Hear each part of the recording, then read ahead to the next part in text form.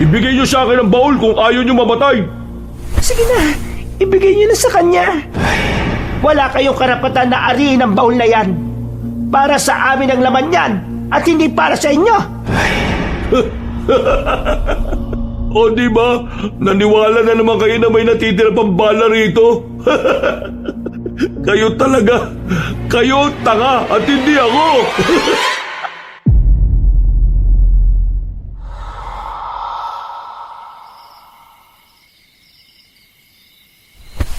Kapal naman ang mukha mong sabihan ako na walang pera. Bakit? Ano ba tinapos mo? Katapusan ng mundo? Makapagsalita ka, akala mo kung sino ka matalino ah. Wala ka rin naman narating. Puro ka bulakbol nung pinag-aaral ka, kaya simpleng sentence hindi mo maintindihan. Bakit ka ba nagagalit? Tama naman sinabi ko ah. Wala kang kwenta pagdating sa pagtulong kay Papa. Mampira ka kasi. Kakausapin mo lang na maayos yung kliyente, hindi mo pa magawa. Palagi kasing mainit ulo mo eh. Kaya wala kang syota kasi ganyan ang ugali mo eh. May pabasag-basag ka pa ng flower base. Kala mo naman talaga, may bitaw eh. Bakit? Tingin mo, ito lang ang kaya kong gawin? Bakit hindi natin subukan? Ano? Pasensya ka na ah. Kahit kasi wala akong tinapos na degree, disente akong tao. Di kita papatulan dahil baka bumaba moral ko. Manap pa na lang ng ibang walang kwentang tao para kalibel mo. Ang sabihin mo, duwag ka. Nung mga bata nga tayo, lagi kang umuuwing umiiyak eh. Kasi, duwag ka. Hanggang ngayon, dala-dala mo pa rin yun eh. Duwag ka kasi. Isip bata ka lang. Matagal na yung big deal para sa'yo. Wala ka nang ibang may bato sa akin eh. Kung sa bagay, ano nga naman ang may babato mo sa akin? Marami naman akong nagagawa para kay Papa. Ikaw, wala. Minsan ka lang kumilos, palpa ka pa. Oo na. Kayo na matatalino. Ako na nga tanga rito eh. Buti naman, alam mo. Pero ako, hindi akong dahilan kung bakit nawalan tayo ng nanay. Ikaw, kayo. Kung hindi nyo sana pinilit na magsimba nung araw na yun, hindi siya tinamaan ng ligaw na bala sa ulo. Kasalanan nyo kung bakit namatay si Mama eh. Ano naman ba yan? Nag-aaway na naman ba kayo? Gabing-gabi na, ang iingay nyo pa rin. Ano bang problema nyo? Ito kasing kapatid natin na bida-bida eh. Inako yung trabaho na dapat sa akin. Ayun, nag-back out yung kliyente ng dahil sa ugali niya. Tinaasan ba naman kasi niya ng boses eh. Bakit mo naman kasi ginawa yun, Dondon? Hindi ko kasalanan na mabagal makaintindi yung kliyente. Saka, sinabihan niya ako mataba eh. Pambihira ka naman. Hinayaan mo na lang sana yun. Totoo naman na mataba ka eh. Anong hinayaan? Niinsulto ako eh. Sa mundo ng negosyo, dapat sanay ka na sa mga ganyang bagay. Ang pinakamalaga kasi sa ganyan, yung mapapayag mo sila. Boss mo sila sa pakikipag-usap. Pero kapag pumayag sila, dalawa na kayong boss. Gamitin mo naman kasi yung utak mo, Dondon. Ambag-ambag ka naman. Manimik ka na nga, kuya. Makikigatong ka pa eh. Yayabang nyo. Kala nyo naman kung sino magagaling. Kung sana, binigyan lang ako ni Papa ng tamang spotlight. Di sana natutunan ko rin lahat ng dapat kong malaman. Alam mo kung talagang gusto mong matutunan ng isang bagay, di mo kailangan ng spotlight eh. Alam mo ano kailangan mo? Matalinong utak. Kaso, wala ka nun. Ba't sumusobra ka na? Kanina ka pa. Ano ba? Tumigil nga kayo. Ano ha? Maagas ka, di ba? Ano? Ha? Abay, wisit ka. Ano pala? Gano? Ha? Ano? Uy! Tigil nyo na nga yan. Pareho naman kayong palyado eh. Kahit na magsuntukan kayo riyan, ako pa rin naman ang pagkakatiwalaan ni Papa. Dahil ako ang mas may alam sa lahat. Sus! Nagbuhat ka na naman ng bangko. Kahit na kailan, napakayabang mo talaga. Ikaw ang may alam ng lahat? Mas hirap na hirap nga si Papa kapag ikaw ang kasama niya eh. Alam mo ba kung bakit nahihirapan siya kapag magkasama kami? Kasi naman, ang dami naming kliyenteng dapat kausapin. At ang mga kliyente na yon, lahat pumayag dahil sa akin. Kaya kayong dalawa ha, Kahit na magpatayan kayo, wala rin mangyayari. Kuya Rigor naman kasi, huwag ka na nga makisali. Kailangan kasi ng dalawang to makarinig ng real talk eh. Para naman mas naiintindihan nila na walang karapatang mag-away yung mga taong wala namang silbi. Uy, magdahan-dahan ka sa pananalita mo ha. Baka hindi kita matansya. Huwag ka masyadong mahangin, Rigor. Baka hindi mo kayanin kapag sinaktan kita. Ano? Idadaan mo ako sa laki ng katawan mo? Sa mga taba mong nakalaylay? Abag gago ka rin talaga, no? Ha? Matagal na ako nagtitimpi sa'yo, ha? Bitiwan mo ako! Buwisit ka! Aray ko! Gusto mo ba? Ano? Ha? Sinabi nang tumigil na kayo eh. Ay, anong kaguluhan to, ha? Anong ginagawa niya? Saka lamang tumigil ang tatlong binata nang dumating ang kanilang uugod-ugod ng ama. Gamit-gamit na matanda ang tungkod nito at inaalalayan pa ng isang bodyguard. Huminahon naman ang tatlong lalaki. Hingal na hingal sila at mararamdaman pa rin ang galit sa isa't isa. Habang si Isabel naman, napasandal na lang sa gilid. Para itong isang ina na hindi maawat ang mga anak. Naabutan kasi namin ni Kuya Rigor na nag-aaway itong si Kuya Larry at Kuya Dondon. Dahil daw sa kliyenteng nag-back out. Tapos, maya-maya lang, nakikipagsagutan na rin itong si Kuya Rigor. At nagkandalabo-labo na sila. Hindi ba kayo nahihiya kay Isabel? Siya itong bunso at nag-iisang babae. Siya pa itong nangungonsumi sa inyong mga kuya niya. Larry, sinabi ko naman sa iyo na ayos lang ang nangyari. Hindi mo na kailangan pagsisihin si Dondon dahil ayaw ko rin naman ng kliyenteng yon. Ikaw naman, Dondon. Sinabihan na kita na huwag ka nalang papatol.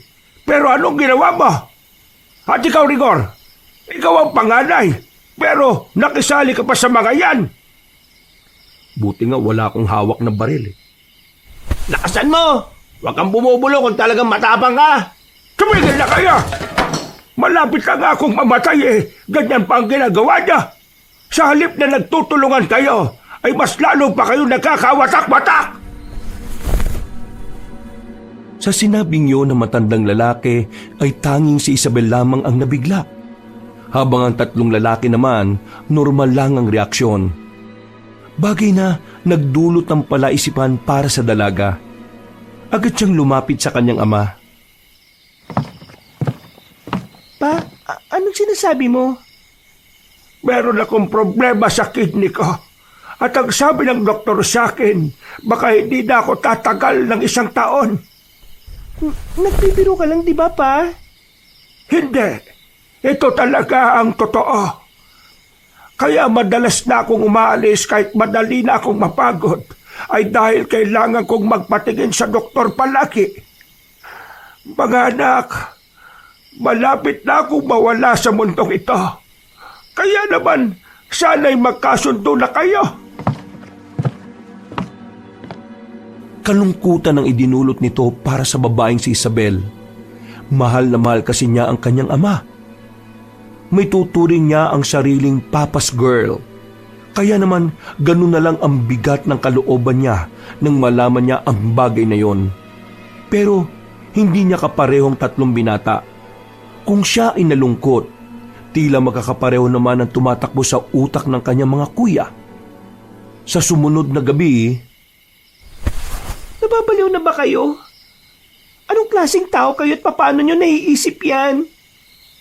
Isabel, alam naming mahal mo si Papa. Pero nakikita mo naman hindi na siya makatayo. Lagi na lang siyang nasa higaan. Wala na siyang magagawa. Ang kumpanya natin, sa iba na niya pinapahawak sa halip na sa atin. Kaya kailangan na natin gumawa ng paraan. Bago pa niya ibigay sa ibang kumpanya na dapat para sa mga anak niya. Pero hindi tamang madaliin natin ang buhay niya. Isabel, kailangan mo ng pera, di ba? Ha? Ano pinagsasabi mo? Akala mo ba hindi ko alam? Kailangan mo ng malaking pera para maipa-opera ang lumalaking bukol sa gilid ng bituka ng boyfriend mo. Tama ako, di ba? Paano mo nalaman yon? Hindi na mahalaga kung paano ko nalaman. Ang mahalaga ngayon, Sino ang pipiliin mo? Ang ama natin na alam naman nating may taning na ang buhay? O ang boyfriend mong pwede mo pang maisalba kung magkakapera ka lang? Hindi na nakapagsalita ang dalaga. Alam niyang may liligtas ng pera ang kanyang nobyo. Pero iniisip pa lang niya na lalasunin ng kanyang mga kuya ang ama niya. Hindi na niya alam ang mararamdaman niya. Sobrang naaawa siya sa kanyang ama dahil ito na ang naging sandalan niya noon pa. Look, Isabel, mahal natin si Papa. Kaya nga natin papabilisin ang pagkawala niya para hindi na siya mahirapan pa. Tapos, bibigay na rin niya ang mana natin. O di ba? Win-win situation lang. At isa pa, para magkanya-kanya na tayo. Pag nakuha ko na yun sa akin, bahala na kayo sa mga buhay nyo. Ganun din naman ako, no? Ano, Isabel? Hindi ka pa rin ba papayag? Hindi ako makapaniwala na nagagawa niyo magplano ng ganito. Anong klaseng tao kayo? Isabel naman, nagiging practical lang kami. Kung hindi mapupunta sa atin ang yaman ni Papa, baka mamatay tayong lahat sa gutom. At kung patatagalin pa natin ang buhay niya, baka marami pang magbago. Nakakalimutan mo na yatang may mga kapatid niya si Papa na maraming anak. Kung doon niya ipamana yung yaman niya, di nga tayong lahat dito. Umayag ka na kasi, Isabel. Para naman wala na tayong maging problema. Kaya mo bang isipin na maging cancerous na yung bukol ng syota mo? Pipiliin mo yung taong alam mong wala ng pag-asa kaysa sa taong pwede mo pa namang iligtas. Ay nako, mag-isip-isip ka nga, Isabel. Nung mga sandaling yon, nakikita ni Isabel ang pagkakasundo-sundo ng kanyang mga kapatid. Yun ang unang pagkakataon na may isang bagay silang pinagkasunduan. Isang bagay na alam niyang magiging dahilan ng malaking pagbabago sa kanyang buhay. Walang sagot ang babae sa alok ng kanyang mga kuya. Kahit gabing-gabi na, umalis siya ng mansyon at pumunta na lamang sa ospital. Dinalo niya ang kanyang nobyo. At ayon sa doktor na kanyang nakausap, kung tatagal pa ng araw ang kanyang operasyon, maaaring pumutok na ang bukol sa loob at maaaring kumalat ang lason sa katawan ng lalaki. Gulong-gulo ang utak ni Isabel.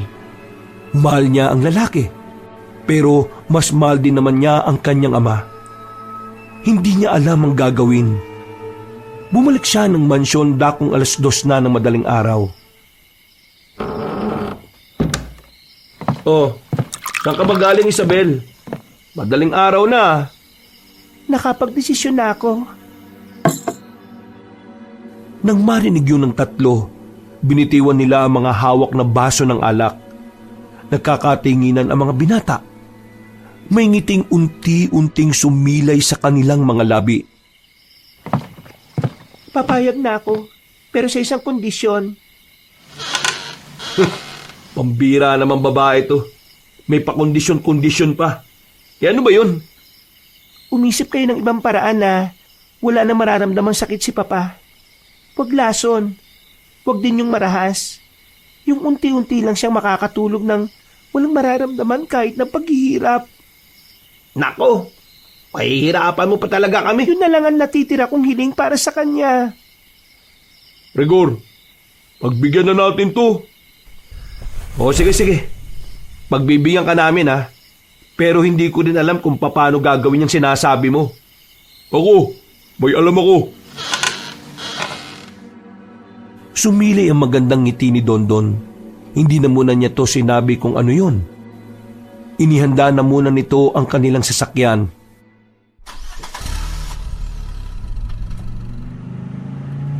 Ano ba kasing iniisip mong tanga ka? Anong oras na bumabiyahe pa talaga tayo? Manahimik ka na lang. Wala ka kasing alam eh. Kaya nga kami nagtatanong sa'yo kasi wala nga kaming alam. Inutil ka talaga kahit na kailan, no? Dondon, sabihin mo na kasi ngayon. Nangako ka kanina na sasabihin mo kapag nasa biyahe na tayo. Ganito yun. Meron akong kilalang albularyo. May tinitinda siyang liquid na ginagamit sa matatanda kapag malapit ng mamatay. Pinapainom yun. Pinapatulog.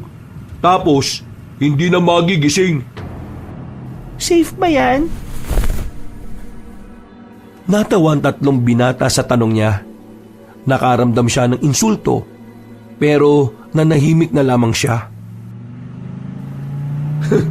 Gamitin mo nga utak mo, Isabel. Hindi safety ni Papa ang iniisip natin. Iniisip natin kung paano siya mapapadali. Don, siguraduhin mo lang na epektibo yung sinasabi mo, ha? Kasi malilintikan ka talaga sa akin. Bugbugin natin ang ungas na yan kapag walang kwenta yung naisip niya. Uy, kumalma nga kayo. Hindi malaman ni Isabel kung anong klase ng demonyo ang pumasok sa mga kapatid niya. Hindi naman ganito ang pagkakakilala niya sa tatlo.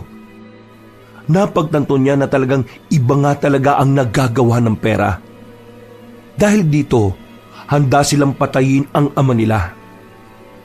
Makalipas lang ng ilang sandali, tumigil na rin ang kanilang sinasakyan sa harapan ng isang bahay. Sa labas pa lang ng bakuran, nakikita na nilang parang bahay ngayon ng isang albularyo. Marami kasing abubot sa labas. Mga gamit na parang ginagamit sa paggawa ng kung ano-anong halamang gamot. Kilala mo ba yung sinasabi mo? Hindi, pero lagi ko itong nadadaanan dati. Narinig ko lang yung tungkol dun sa liquid na pinapainom niya. Hindi mo naman pala kilala, siraulo ka. Baka mamaya tayo ang patayin yan eh. Utak mo may ubo. Tingin mo papayag tayo? Kaya nga ako nagdala nito oh. Oh, bakit ka nagdala ng ganyan? Itago mo nga yung baril na yan. Proteksyon to sa sarili natin. At pwede ko rin gamitin kay Larry kapag nabwisit na ako sa taong to. Oy, huwag ka magbiro ng ganyan ha. Baka sa'yo ko gamitin yan.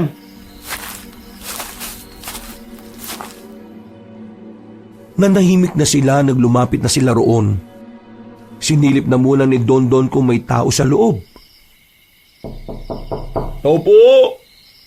Tao po! May tao ba dyan? Bumungad sa kanila ang isang matandang lalaki. Puti na ang ilang parte ng buhok nito pero kitang-kitang malakas pa rin. Nagtataka itong tumingin sa kanila matapos buksan ng ilaw sa bakuran. Sino kaya? At anong kailangan nyo sa ganitong oras? Magandang madaling araw po sa inyo. Magkakapatid po kami. May gusto lang po kaming hingin na tulong sa inyo. At ano naman ang may tutulong ko sa inyong makakapatid? May taning na po kasi ang buhay ng ama namin. Ayaw na sana namin siyang mahirapan pa. Nabalitaan namin na meron kang ginawang liquid na pinapainom sa matatanda para unti-unti na itong makatulog at hindi na magising pa para hindi na siya mahirapan. Pabalik-balik na muna silang tiningnan ng matandang lalaki. Tila inaalam nito kung seryoso sila sa kanilang sinasabi. Maya-maya, pumasok na ang matanda sa loob at sinenyasan na rin sila makapasok. Pinupo sila sa mahabang katre. Hindi naman maiwasan ni Isabel na mapatingin sa mga disenyong nasa gilid. Nanibago siya sa mga nakikita. Para kasi sa kanya, parang hindi naman talaga totoong albularyo ang napuntahan nila. Ang tunay kasing albularyo para sa kanya ay yung kagaya rin nila ng Panginoon na sinasamba. Pero sa nakikita ng dalaga, mga imahe ng demonyo ang mga nasa pader. Noong nakarang taon pang huling may pumunta dito sa akin para sa parehong gusto ninyo. Pero, pwede ko bang malaman ang pinakadahilan kung bakit nyo ito gustong gawin? Gusto na rin ba ng ama nyo na mawalay siya sa mundong ito? Kagaya nga po na sinabi namin kanina, gusto na naming matapos ang paghihirap niya. Naawa na kami sa kanya. Saka, sinabi na rin niya sa amin na hindi na niya kaya pang tumagal. Hindi kung ganon, ibibigay ko na sa inyong botelya. Sandaling tumayo ang matandang lalaki. Pagbalik nito ay may daladala na itong botelya na merong lamang kulay itim na likido sa loob. Agad nitong inabot kay Don. Kapag pinainom nyo ito sa ama ninyo, huwag nyo siyang dadalhin sa morgue. Maaring malaman nilang ganitong ginawa ninyo. At baka isipin pa nilang nilason nyo ang inyong ama. Huwag nyo ring ipapakremate ha, kasi maaamoy. Ilibing nyo lang siya kagad kapag namatay na siya. Magkano naman po ito? Kahit na magkano, donation lang naman eh. Okay, sige. Eto, okay na ba yan? Nako, ang laki na nga nito eh. Sigurado ka ba dito sa binigay mo? Wala pong problema sa pera. Babalik naman yan eh. Basta siguraduhin nyo lang na tatalab yan ha. Tatalab ito. Maniwala kayo sa akin. Napalunok na lamang ng laway si Isabel dahil kinakabahan siya. Sa kabilang banda, nagagalit siya sa kanyang sarili. Hindi siya makapaniwala na nagagawa niyang hayaan na lang ang tatlong kuya niya. Wala siyang ginagawa kahit na alam naman niyang hindi tama ang pinaplano nila. Makalipas lang ang ilang sandali, nakabalik na rin sila ng mansyon. Malapit nang mag-umaganon kaya nag-almusal na muna silang magkakapatid. Isang malaking himala na nagsabay-sabay silang kumain sa umaga. Nagsama-sama sila dahil sa iisang bagay. Yun ay ang unti-unting burahin ang kanilang ama sa mundo. Kaunting tulog lang ang nagawa ng dalaga. Hindi siya pinatutulog ng kanyang konsensya. At habang tulog pa ang kanyang mga kapatid, sinamantala na niya ang pagkakataon para makausap ang kanyang ama. Dahil alam niyang hindi na niya magagawa yun sa oras na magising na ang tatlo niyang kuya. Ang aga mo naman yata nagising, anak. May lakad ka ba? Wala naman po. Gusto lang po kitang samahan ngayon. Huwag ka mag-alala. Ayos lang naman ako.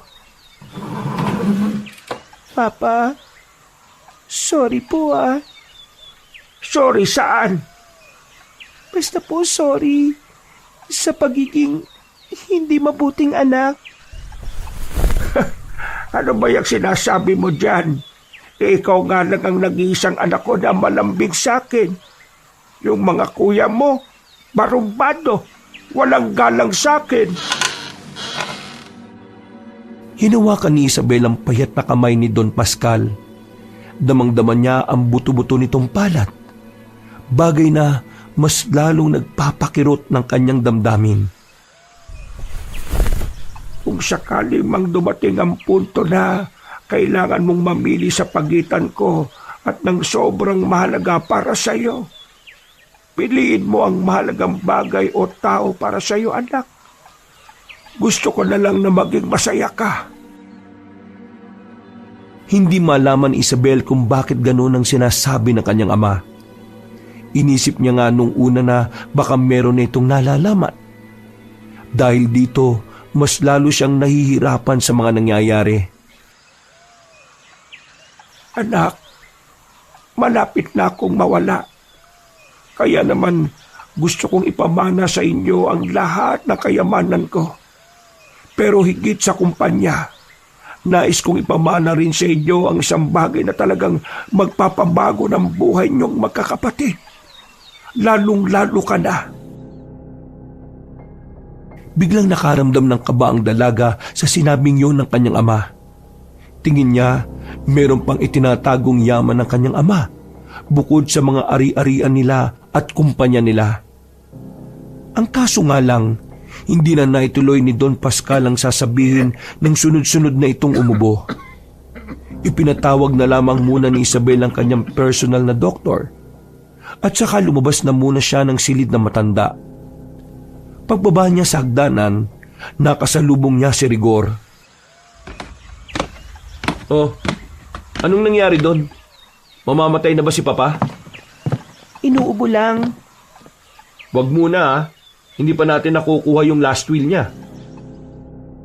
Napailing na lamang si Isabel. Hindi na lamang niya pinansin ng kanyang kuya. Makalipas lang ang ilang oras ay sumapit na rin ang kinagabihan. Handang-handa na ang magkakapatid sa kanilang gagawin. Nilagyan na nila ng itim na likido ang tsaa na papainom nila sa kanilang ama. Hindi na sumama si Isabel noon. Lumabas na lamang siya ng mansyon at pumunta sa kanilang hardin. Sa puntong yon, nagsimula na siyang humagulgol. Nagtataka sa kanya ang mga kasambahay kung bakit walang kaalam-alam ang mga yon, na hindi naaabot ng ilang buwan ang kanilang amo. Makalipas lang ang halos kalating oras, pinuntahan na rin siya ng 3 lalaki. Daladala ng mga ito ang papel kung saan nakasaad ang mga manang paghahatian nila. Pero mukhang hindi masayang 3 lalaki sa kanilang nalaman. Anong paghahatian natin sa kumpanyang nalulugi na pala? Wisit naman talagang buhay to, oh. Kaya naman pala hindi siya nagdalawang isip na pumirma bago namatay. Latak na lang pala yung paghahatian natin. Ay nako, nakakainis talagang buhay to, oh. Dapat pala hinintay na lang natin siyang mamatay eh. Nagmadali pa tayo. Wala naman pala tayong mapapala. Anong sinasabi nyo? Anong nangyayari? Yung kumpanya natin, mag-6 na buwan na palang nalulugi. Wala na tayong mamanahin doon. Puro barya na lang. Kasi baka sa susunod na buwan, bumagsak na yon. At iba na rin ang humawak. Halos nanlambot si Isabel. Hindi na niya alam kung paano niya pa may sasalba ang buhay na kanyang nobyo kung walang mapupuntang pera sa kanya. Wala na ba talagang yaman si Papa na pwede natin paghatian? Nakakainis naman tong tatay natin, oh. Bakit hindi man lang niya sinabi sa atin ang tungkol doon? Merong nasabi sa akin si Papa kaninang umaga. Napaayos ng upo ang kanyang mga kapatid nang marinig yon. Tila bumakas ang pag-asa sa mata ng mga ito. Ang sabi niya, may isa pa raw siyang yaman na ibibigay niya sa atin. Pero hindi na niya nasabi kung ano eh. Bigla na lang kasi siyang inubo-ubo. Yaman? Teka, bakit? Alam mo ba kung nasaan yon? Baka naman suluhin mo lang ha. Huy, manahimik na nga muna kayo. Nasaan ba si Aling Hermina? Bakit? Anong meron sa kanya? Naalala ko na, nung nakaraang taon, narinig ko si Papa at Aling Hermina na nag-uusap. May pinag-uusapan sila na kapag namatay raw si Papa, may ituturo si Aling Hermina sa atin na mamanahin natin. Tama. Si Aling Hermina ang pinakamatagal na niyang kasambay eh. Kaya sigurado may nalalaman nga siya. Teka lang naman. Si Papa, asikusuin na muna natin. Mamaya na yun. Mas mahalaga si Aling Hermina ngayon. Hinanap nila ang matandang babae sa loob ng mansyon. Agad naman nila itong nakita at dinala sa isang silid na hindi naaabot ng mga kasambahay. Magkakasama silang 5 noong mga sandaling yon. Nagtataka naman ang matandang babae kung ano ang nangyayari. Mga sir, ma'am, ano pong nagawa ko? Bakit po ninyo ako dinala rito? Ito naman si Aling Hermina, kabado ka agad eh. Aling Hermina, wala kaming gagawing masama sa'yo. Kailangan ka lang naming makausap. Tungkol ito sa mana namin kay Papa. Eh, bakit sir? Wala na po ba si Don Pascal? Ay nako, ako lang muna magtatanong, Aling Hermina. Makinig ka na muna, pwede ba? Huminga ng malalim si Rigor. Pinaupo nila matandang babae. Nung mga oras na yon, kabado rin si Isabel kung makikisama ba sa kanila si Aling Hermina. Kilala niya kasi ang matanda. Mas malino pa sa tubig ang katapatan nito sa kanilang ama. Kaya nababahala siya na baka hindi nito sabihin sa kanila. Aling Hermina, magsasalita ba kayo o hindi? Pagbana. Oo, alam ko kung nasaan. O yun naman pala eh. Nasaan nga? Ituro mo na sa amin at ang mapaghatian na namin. Isa yung baol na kasing laki ng planggana. Kulay itim na baol na may malaking kantado. Nasa akin ang susi. Ibibigay ko sa inyo dahil sa inyo naman talaga yon ipinamana ni Don Pascal. Saan nga nakatago? Diyos ko naman, dami pang sinasabi. Wala yun dito. Inutusan niya akong ilayo rito. Nakatago yun sa bayan ng San Rafael. San Rafael? Ang layo naman nun. May bahay tayo doon, di ba? Sa bahay mo ba namin yun nilagay? Nung una, doon ko itinago. Pero kalauman nawala na roon. Sinabi sa akin ni Don Pascal na ipinagkatiwala niya yon sa isang matandang lalaki na nagngangalang Domeng. Hindi ko alam kung anong ugnayan niya ron. Hindi ko pa rin yun nakikita. Ang alam ko lang, sa San Rafael siya nakatira. Pambira naman talaga tong si Papa, oh. Pahihirapan pa talaga tayo, eh. Nasa akin naman ang susi. Ang kailangan nyo lang gawin ay mahanap ang matandang yon. Alam niyo po ba kung anong nilalaman ng baul na yon? Hindi ko alam kung ano. Ang sabi lang sa akin ni Don Pascal, mahalagang yun sa kanya. Na kahit ano, hindi niya sinabi sa akin kung ano ang nasa loob. Ang sabi niya kasi, para daw yun sa inyong magkakapatid. Tingin ko, ito na yung Yamashita Treasure. Anong pinagsasabi mong Yamashita Treasure? Walang ganun. Aling Hermina, ibigay niyo na nga sa amin yung susi. Pagkatapos naming asikasuhin si Papa, pupuntahan na kagad namin yon. Pakiramdam ko talaga, mga diamante galing sa ibang bansa yung naroon, eh.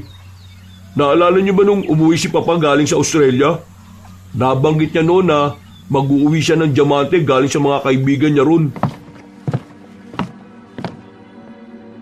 Sa sinabing yun ni Dondon, tila nagkislapan ng mga mata ng magkakapatid. Ang bukod tanging hindi lamang masaya noon ay ang matandang si Hermina. Si Isabel, tuluyan na rin bumigay. Nagagawa na nitong maging masaya kahit na alam niyang wala na rin ang kanyang ama. 2 araw ang nagdaan. Wala nang burol na naganap.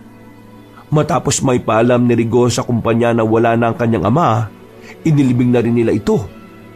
Wala na silang oras para makihalubilo pa sa lahat ng nakilibing. Kaya pagdating pa lang ng hapon, umalis na sila ng sementeryo. Nagmamadali silang binyahe ang daan patungo ng San Rafael. Maliwanag ang usapan natin kanina, ha? Pantay-pantay ang hatian, ha? Walang makakalamang. Baka may isang tarantado dyan na magpupumilit pa, ha? Bakit hindi mo yan sabihin kay Rigor? Hoy, manahimik na nga muna kayo. Kapag ako nainis, ibabangga ko itong sasakyan na to para wala nang makinabang, eh. Pwede ba? Huwag kang nga magbiro ng ganyan. Para kang timang. Pinag-uusapan nyo na kagad ang hatian, eh. Di pa nga natin alam kung saan natin hahanapin yung doming na yun. Ang laki-laki kaya ng San Rafael, para lang ipaalala ko sa inyo, ha. Kaya nga sabi ko kanina, di ba? Umupa na tayo ng bahay doon para hindi na tayo pabalik-balik. Sigurado naman kasi, hindi tayo isang araw lang doon sa paghahanap. Magandang ideya yan, Larry. Kuya Rigor, yung bahay kasi natin doon katabi lang naman ng San Rafael. Hindi pala siya sa pinakaloob. Nanahimik na lamang sila at itinuon ang kanilang atensyon sa biyahe. Sa sandaling ito, nararamdaman ni Isabel ang magkahalong emosyon. Pero kaba at konsensya ang naghahari sa kanyang kalooban. Kinakabahan siya dahil hindi niya alam kung magkakasundo pa rin ba sila magkakapatid kapag nakuha na nila ang yaman. Nakukonsensya naman siya dahil alam niyang merong buhay na nawala ng dahil sa yaman na yon. Paano naman tayo makakapasok dyan kung may harang? Tingnan nyo. Baka naman kasi matagal lang saradong lugar na yan. Wala talaga kayong kaalam-alam? Pambira naman. Doon pa sa kabilang bagong daan. Rigor, hindi dito. Lumang daan na to, eh.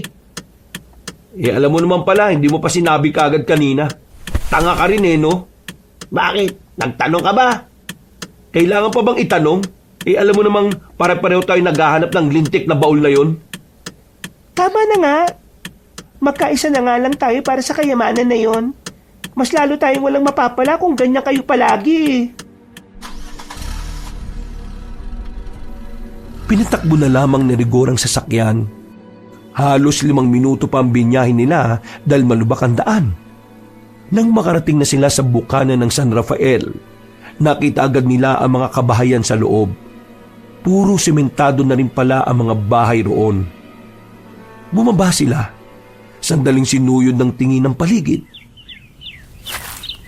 Ayos din pala rito eh. Ganito na rin mga bahay sa bayan, di ba? Progresibo na kasi itong lugar na ito. Ano ba ibig sabihin nun? Malamang alam ko yun. Di naman tayo pareho ng utak eh. Hoy! Bumalik na kayo rito. Bakit ba kayo nasa labas? Ang sabi ko, paalis lang ng kahoy. Tumambay na talaga kayo dyan. Mga inutil talaga itong mga to. Oh. Nang pumasok na si Dondon at Larry sa sasakyan, ay umabante na rin sila papasok ng baryo ng San Rafael. At dahil alas 6 pa lamang ng gabi noon, may mga tao pa rin naman sa labas. Nakatingin pa ang mga yun sa kanila. May lumapit pa at nagtanong kung ano ang gagawin nila sa lugar. Nagdaylan na lamang sila na magbabakasyon sila. Tinuro sa kanila ng mga tao ang dulong parte ng San Rafael, na kung saan wala na gaanong bahay roon. Kung meron man, ay magkakalayo naman. May nakausap silang lalaki na may-ari ng isang paupahan. Malaking bahay ang nakuha nila para tirhan ng ilang araw. Maarte kasi ang tatlong lalaki. Hindi sanay na matulog ng makakatabi. Matapos makausap ang lalaki, ay nagbayad na rin sila. Pansamantala lang naman sila roon kaya hindi na nila kailangan ng maraming gamit. Maayos na kama at malinis na unan lang ay sapat na sa kanila. Okay na rin tong bahay na to. Ang mahalaga eh, may matutulugan na tayo. Saan tayo magsisimula ngayon? Mamaya, pagtapos ng dinner, lalabas tayo. Magtatanong-tanong tayo kung may nakakakilala kay Mang Doming. Noong mga sandaling yun, pinagsaluan na lang muna nila ang nadala nilang pagkain. Pagkatapos naman ito, kahit may kalamigan na ang klima roon, ay agad na rin silang lumabas. Inisa-isa nila ang mga kabahayan na makikita nila. Pero wala ni isa sa mga yun ang may nakakakilala sa matandang si Doming. Hindi pa man sila tumatagal ng 1 oras sa paghahanap, nabuburyo na ang lalaking si Dondon. Mukhang pinagtripan lang yata tayo ni Aling Hermina eh. Wala naman tayong mahanap na Doming dito. Wisit talaga oh.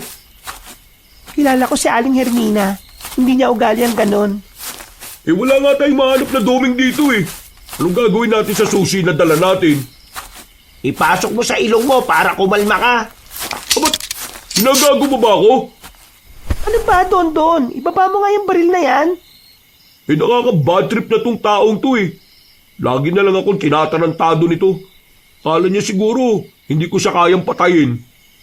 Dondon, ibaba mo na yan. Nasabi ko sa iyo ha. O bakit? Gusto mo, pati ikaw na rin? Itinutok naman ni Dondon ang baril kay Rigor. Pero kalmado lang si Rigor noong mga sandaling yon. Napabuntong hininga na lamang ito at mabilis na inagaw kay Dondon ang baril. Nagulat naman silang lahat sa ginawang yon ni Rigor. Sa ating lahat dito, ako may kalaman sa paghawak ng baril dito. Tandaan nyo, criminology ang unang course na pinasok ko. Kaya ikaw, Dondon ha, umayos ka. Baka ituloy kong iputok to sa'yo. Parang batang bigla na lamang umamo si Dondon. Hindi na binalik ni Rigor ang baril sa kanya. Habang si Larry naman natatawa na lamang sa gilid. Habang naglalakad sila sa kahabaan ng lugar, bigla na lamang napatigil si Isabel sa kanyang paglalakad. Meron kasi siyang naramdaman na kakaiba sa likuran. Parang merong sumusunod sa kanila. Hoy, anong tinatayo-tayo mo dyan? Halika na! Sandali lang. Ano bang problema, Isabel? May nararamdaman kasi ako kanina na parang may sumusunod sa atin. Wala naman kaming nararamdaman ah. Kaya baka guni-guni mo lang. Sinabi na kasing kumain ka ng marami kanina eh. Yan tuloy. Nababaliw ka na. Nababaliw ka na pala eh. Seryoso ako, no? Bakit? Seryoso din kami na mahanap yung Mang Doming na yun ah. Kaya sumama ka na sa amin, bilisan mo na. Napailing na lamang ang dalagang si Isabel. Bumuntong hininga na lamang siya at sumunod na rin. Sa kanilang pagpapatuloy, bigo silang mahanap si Mang Doming nung sandaling yon. Napagod na lang din sila, kaya napagdesisyon na nilang umuwi na muna sa bahay na kanilang inuupahan. Ay nako, di ako komportabling matulog dito. Bukas ng umaga pupunta ako sa bahay natin. Malapit lang naman dito yun eh. Ang sabihin mo, nagbabaka sakali kang naroon yung baol. Gusto mong soloin, no? Anong pinagsasabi mo? Walang aalis dito hanggat hindi natin nahahanap yung Mang Doming. Ang sino mang umalis, hindi nahahatian kapag nahanap na yung baol. Eh di wag. Magpahinga na kayo. Maaga pa tayo bukas. Good night, mga kapatid. Tanga, huwag kang matulog. Baka pumasok ako sa kwarto mo at sakaling kita. Sus! Di mo magagawa yan. Wala ka ng baril eh. Kanya-kanya ng pasok ang mga yon sa mga silid. 3 silid lang meron ng bahay na yon. Kaya naiwan si Isabel sa sala. Ni hindi man lang siya inalok ng mga kuya niya na patulugin sa silid. Walang nagmagandang loob na makipagpalitan sa kanya. Pero wala namang problema sa kanya yon. Noon pa man, sanay na siyang hindi babae ang turing sa kanya ng mga kapatid niya. Humiga na lamang siya sa sofa. Bumuluktot siya roon dahil malamig ang klima. Wala pa siyang kumot. Tis-tis na lang talaga ang kanyang ginawa. Makalipas ang kalahating oras, hindi pa rin makatulog ang dalaga. Samantalang ang mga kuya niya naririnig na niyang nahihimbing na sa pagtulog. Bukod sa hilik ng mga kapatid niya at ng lamig ng klima, isa pa sa dahilan kung bakit hindi siya makatulog ay ang nakikita niyang anino sa may bintana. Sino ba yung nasa labas na yun? Nilakasan ng dalaga ang kanyang kalooban. Mabilis siyang sumilip sa bintana. Nakita niyang 3 lalaki na hindi mapakali. Pasilip-silip sa bahay nila. Meron pa nga lumapit sa tapat. Sa mga pagkakataong ito, kinabahan na ang dalaga. Sa takot niya, agad niyang pinuntahan ang kwarto ni Rigor. Kuya Rigor, gising!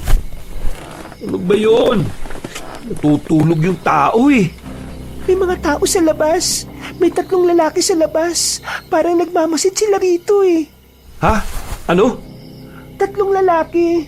Basta masama ang kutob ko. Padabog na bumangon ang binatang si Rigor at kinuha ang baril sa ilalim ng unan. Ayoko talaga na may istorbo eh. Papatayin ko yung mga yan. Uy, kuya! Dismayado ang binatang si Rigor nang wala naman silang abutang mga tao sa labas. Ang tanging naroon lamang ay ang 3 itim na pusa. Niyaw lang ng iyaw. Napamura naman si Rigor dahil doon. Sabog ka ba, Isabela? Kailan pa naging tao tong mga pusa na to? Nakita ko kasi talaga kanina.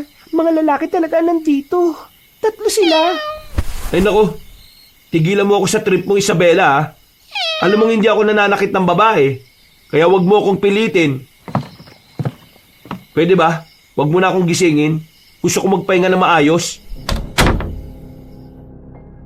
Litong-lito ang utak ng dalaga. Alam niya sa sarili niya na totoong mga tao talaga ang nakita niya.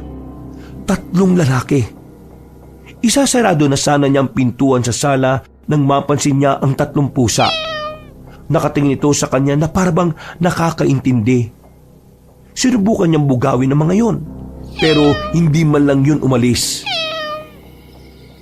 Siguro, kayo yung 3 lalaki, no? Pabiro na lamang niyang sinabi yon, sabay sara na ng pinto.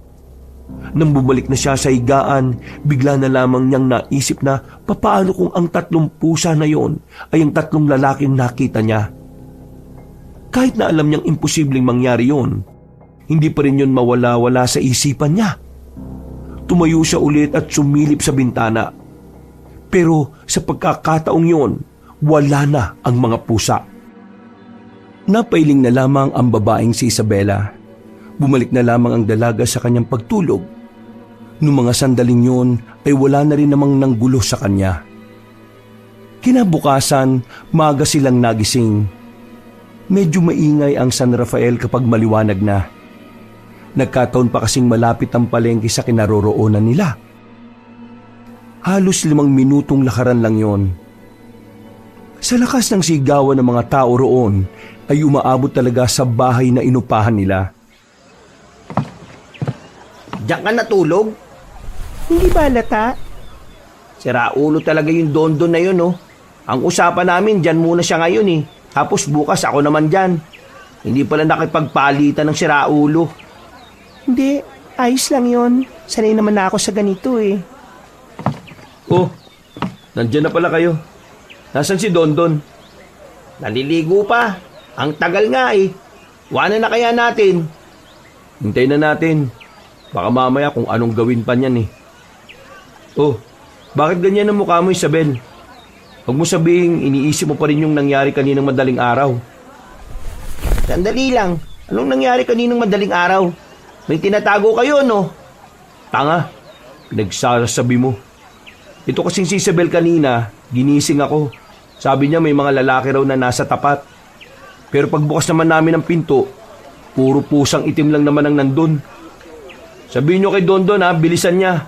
Paparado ko lang ng maayos yung sasakyan. Nakabalagbag pala. Uy, Isabel, totoo ba yun? Oo, totoo. Pero hindi ka rin naman maniniwala eh. Tungkol dyan, may nakita rin ako kaninang madaling araw. Lumabas kasi ako noon para umihi. Tulog ka noon. Baka bumalik. We, di ka nga nagbibiro? Oo nga, ulit mo. Akala ko nga lang mga tambay sa labas eh, kaya hindi ko na pinansin. Bakit? Ano ba tingin mo sa mga yun? Ewan ko, basta. Hindi ako komportable. Iniisip ko nga na sila yung pusa eh. Ha? Paano mangyayari yun? Ano yun? Aswang? Hindi agad nakapagsalita ang dalaga nang marinig ang sinabing yun ng kanyang kapatid.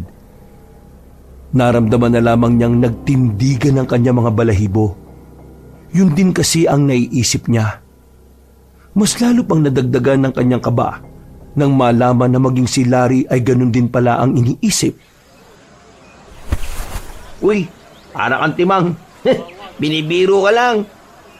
Katukin mo na yung isa doon, oh. Nabubisit na si Rigor, eh. Umiling-iling na lamang siya at pilit na inalis sa kanyang isip ang mga narinig. Mga ilang sandali lang, sabay-sabay na rin silang lumabas ng bahay. Naglakad-lakad sila. Bawat madaanan nilang tao ay kanilang tinatanong.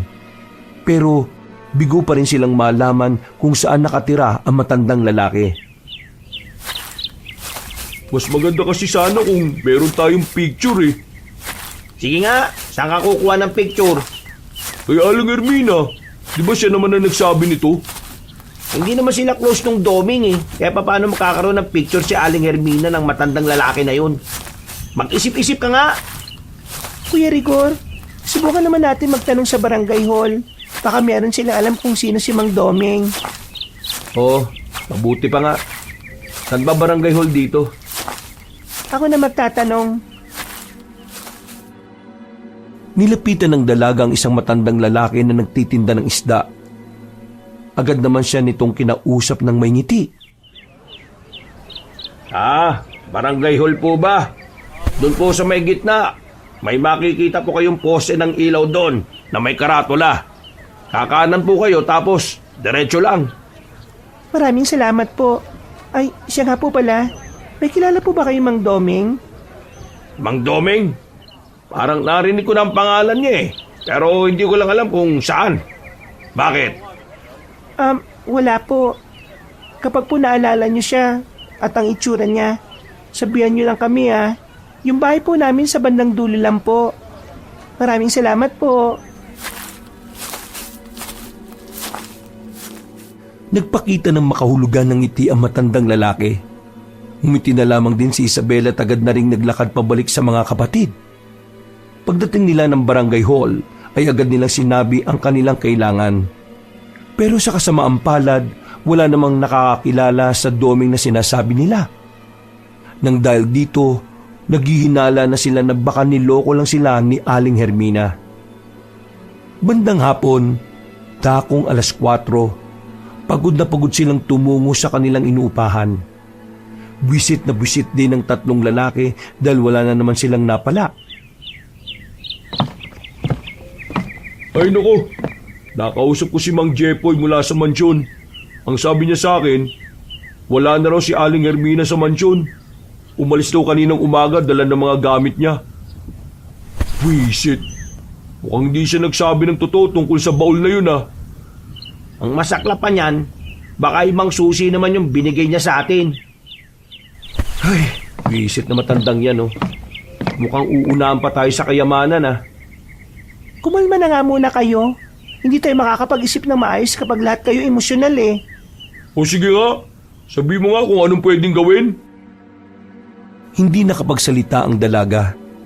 Kahit din naman siya ay hindi rin alam ang gagawin. Minabuti na lamang din niyang manahimik sa gilid. Tulala ang magkakapatid. Pare-parehong nag-iisip. Nang unti-unti nang kumakagat ang dilim sa paligid, isang matandang lalaki ang kumatok sa kanilang pintuan.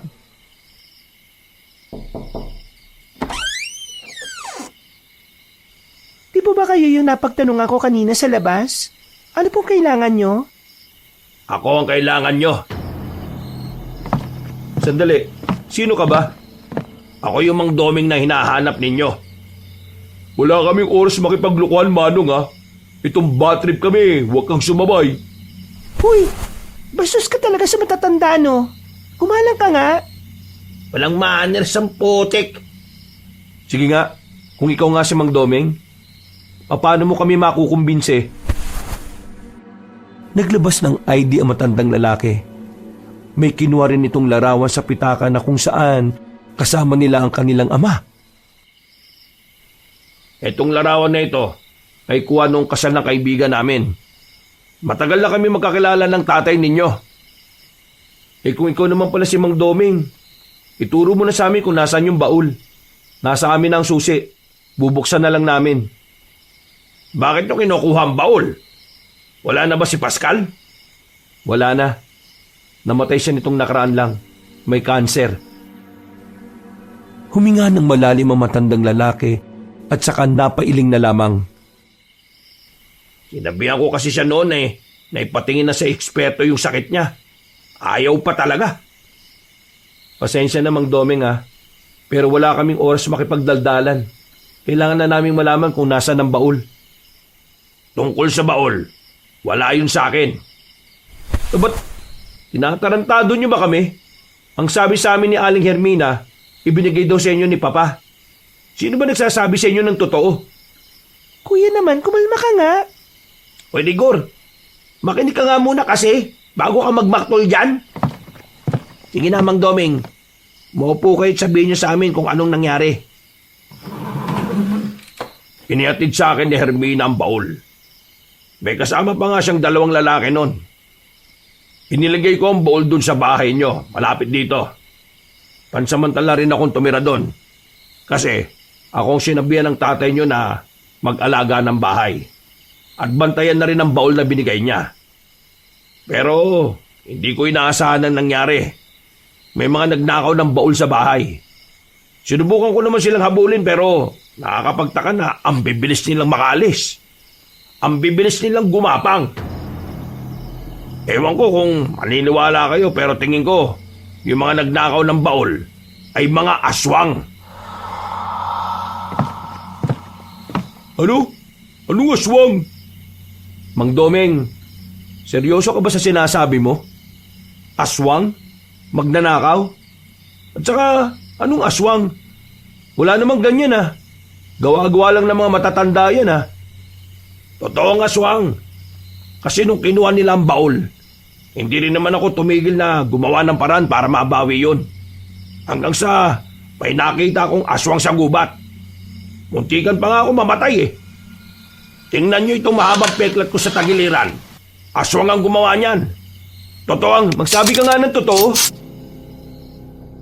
Nagulat na lamang sila Isabel nang tutukan na ni Rigor ang matandang si Mang Domeng. Banas na ang lalaki, pero si Mang Domeng nanatiling kalmado lang. Pagod na kami dahil sa lintik na bowl na yan, ha? Kaya huwag mo na kaming tarantaduhin pa. Kuya, ano ka ba? Ibaba mo nga yan. Huwag mo akong hawakan. Madadamay ka, tingnan mo. Ako, pikon na ako, ha? Bro, kapag pinatay mo si Mang Domeng, lalong wala tayong mapapala. Mamili ka. Sino pagkakatiwalaan mo? Itong kaibigan ni Papa? O si Aling Hermina na matagal na sa atin pero hindi naman talaga natin kilala? Marahang nilapitan ni Larry si Rigor. Tinapik-tapik nito ang lalaki sa balikat. Kalaunan ay huminahon na rin naman ito. Mang Domeng, pasensya na, ha? Galit na galit kasi ako kapag nararamdaman kong niloloko ako, eh. Pero iyo, hindi ko kayo niloloko. Totoo mga sinasabi ko. O sige, sabihin na natin mga aswang nga ang kumuha ng baul. Bakit naman nila kukunin yun? Di ba nga, ang gusto lang naman nila karne ng tao? Yun yung napapanood ko sa pelikula eh. Para mga tao rin naman kasi ang mga aswang. Kailangan din nila ng pera para mabuhay. Huwag kayong mag-alala. Nasa akin naman ang susi, eh. Wait, ibig sabihin itong susi na nasa amin, peke? Kung si Hermina ang nagbigay sa inyo niyan, peke yan. Duda rin ako sa matandang yun, eh. Kahit ang papa niyo, duda rin sa kanya. Nung una kasi, kay Hermina dapat ipagkakatiwala ang baul at ang susi. Pero dahil nagkaroon ng pag-aalinlangan ng tatay ninyo, sa akin niya pinagkatiwala yon. Mang Domeng, alam niyo ba kung anong laman ng baul? Hindi, eh. Binigay yun sa akin ng tatay niyo nang nakakandado na. Kahit tanungin ko siya, ayaw niya ring sabihin. Basta ang sabi lang niya, kayamanan daw yun. Kayamanan ng buong pamilya niyo, na kayo magkakapatid lang ang magmamana. Walang yung buhay naman to. Saan naman natin nahanapin yung baul na yun? Hindi nga natin alam kung nasaan ang mga aswang na kumuha nun. Huwag kayong mag-alala. Nasa atin naman ang susi, eh. Kaya malabong mabuksan nila yon. Kahit pukpukin nila yung kandado, hindi masisira yun. Meron akong alam na lugar na matagal ko nang pinag-iinalaan. Bayo ng mga aswang, nakatirik sa gitna ng kagubatan. Kung gusto nyo, sasamahan ko kayo para malaman natin kung aswang nga ba ang mga naroroon, eh. At kung naroon ba ang baul na hinahanap ninyo. Okay, sige, Mang Domeng. Ituro mo sa amin kung nasaan yan. Lahat gagawin namin, makakuha lang yan. Mamayang 12:00 ng gabi, aalis tayo. Bakit mamaya pa? Pwede naman ngayon ah. Ang nabasa ko kasi sa paniniwala ng mga naniniwala sa aswang, 12:00 ng gabi, umaalis ang mga aswang sa bahay nila. Kung totoo man yun, mas magandang gamitin natin ang pagkakataon na yon. O sige, susubukan namin ang sinasabi mong yan, Mang Domeng. Wag mo sana kaming niloloko ha. Kasi ayaw ko talaga sa lahat naman loloko. Pumapatay ako naman loloko. Sa sinabing yun ni Rigor, nakita nilang nakaramdam ng kaba ang matandang si Domeng. Noong mga sandali ding yun, pakiramdam ni Isabel, lumalabas na rin ang tunay na kulay ng kanilang panganay. Unti-unti tuloy niyang naiisip na baka totoo ang narinig niyang usapan noon ni Larry at Rigor na minsan merong napatay na babae ang lalaking si Rigor nang dahil sa panluloko. Nagpaalam na muna matandang si Domeng sa kanila. Kailangan daw kasi nitong ihanda ang mga gamit nito sa kanilang pag-alis. Nang sila na lamang ang magkakasama, hindi pa rin nila magawang pagkatiwalaan ang matandang lalaki. Ano sa tingin nyo? Nagsasabi ng totoo yung matandang yun? Oo nga, at kaibigan siya ng tatay natin. Pero paano tayo makakasigurado na talagang kinuha ng mga aswang ang baul? Bukas ng umaga, kapag wala tayong napala ngayon, puntahan mo yung bahay natin. I-check mo kung may baul doon. Wala rin akong tiwala sa Mang Domeng na yan eh. Kasi kung iisipin mo, no, sa dami ng pwedeng magnakaw, aswang pa. At kung aswang nga talaga, bakit yung baul pa ninakaw? Parang alam na alam nilang kayamanan ng laman ng baul na yun ah. Ibig sabihin, kaya alam ng mga aswangan tungkol sa baul, may nagsabi sa kanila. Ano yun? Sinabi ni Aling Hermina sa mga aswang? O baka isa rin siya sa mga aswang? Yung matandang yun. Aswang?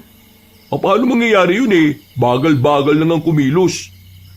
Eh di ba lahat ng luto ni Mang Hermina walang bawang?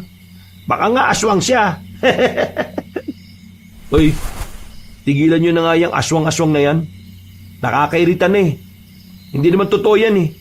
Kaya lang naman ako pumayag kasi gusto ko malaman kung totoo yung sinasabi ni Mang Domeng. Dahil kung hindi, babarilin ko na talaga siya.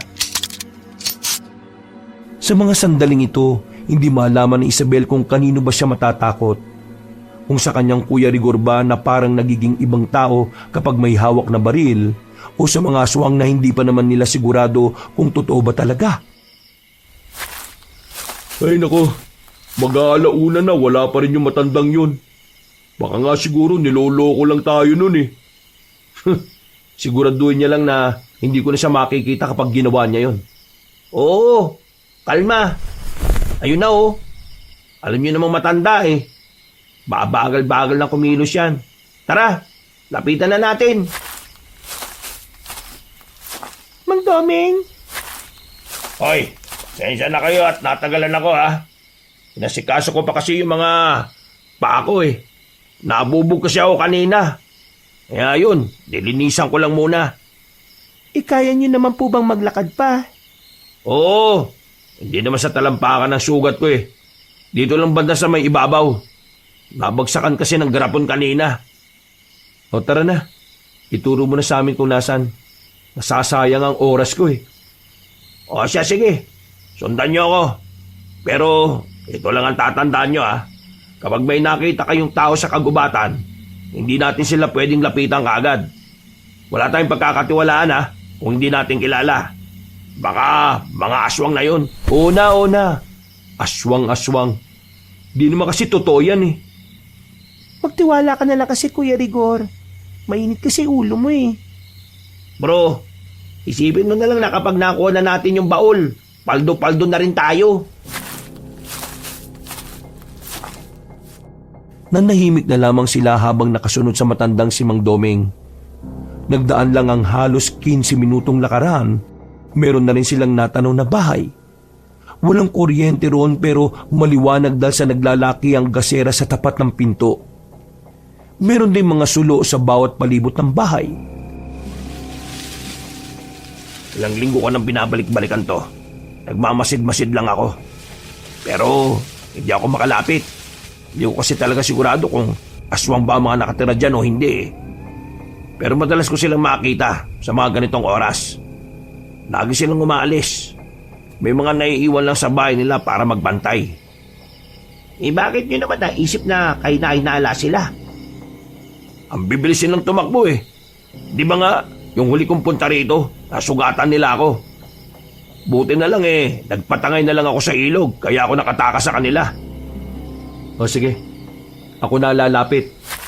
Teka, wag muna! Hintayin na muna natin may lumabas mula roon. Late na tayo, mahigit ng 1 oras. Sabi mo 12:00 sila nalabas. Ibig sabihin, kanina pa sila wala sa bahay nila. Kasabi lang, may naiiwan nga sa bahay eh. Tingnan nyo maigi. May mga tao sa loob. Mas malino pa mga mata ko sa inyo eh. Eh ang babata nyo pa naman. Nagbuga na lamang ng hangin ang binatang si Rigor. Mga ilang sandali lang, nakita na rin nilang may 5 kalalakihan na lumabas. Sa isang iglap lang, nawala na kagad ang mga yon. Hindi nila nakita kung saan dumaan. Mang Domeng, pwede na ba tayong lumapit? Oo, tara na. Walang sali-salita, agad na naglakad ang lalaking si Rigor palapit sa bahay. Nauna na itong pumasok ng bakuran. Kuya Rigor, ano ginagawa mo? Di ba may bantay? Papatayin ko na kagad. Naabutan nila sa loob ang isang matandang babae. Puti na rin ang buhok nito. Nanlalaki ang mga namumulang mata habang nakatingin sa kanila. Nasaan na yung baul na dinala daw ng mga aswang? Ilabas mo kasi kung hindi, pasasabugin ko ang ulo mo kahit na matanda ka pa. Rigor, hindi ka pwede magpaputok. Maririnig tayo ng mga kasama niyan. Wala akong pakialam, no? Hindi nagsasalita ang matandang babae. Nakatingin lang yun sa kanila na parang nag-aabang kung ano ang kanilang gagawin. Lumapit ng bahagya ang binata. Hindi nito inalis ang pagkakatutok ng baril. Nasaan ba yung baul? Ibigay niyo na lang para... Pinaputukan ni Rigor ng baril ang matandang kaharap nila. Pero dahil nakailag yon, tinamaan lang ang matanda sa bandang braso. Nang makita nila ang itsura ng matanda, dito na naniwala si Rigor na totoo nga talaga ang mga aswang. Halimaw na ang mukha ng matanda na gumagapang pa sa pader. Dahil sa pagkabigla ni Rigor, pinagbababaril niya ang matandang aswang. Nang tamaan na niya yun sa batok, agad na bumulagta ang aswang na yun. Tara, hanapin na natin ang baul. Malaki naman kaya madali nating makikita yun dito. May kalakihan ang bahay kaya naghiwa-hiwalay sila. Maya-maya pa, meron na silang nakitang baul sa silong ng bahay. Agad na hinilan ni Larry at Dondo ng baul na yun at pinakita kay Mang Domeng. Oo, yan na yung baul na yan. Yan ang baul kung saan nakalagay ang yaman ng tatay ninyo. O tara, buhatin nyo na yan at alis na tayo. Aba, ayos!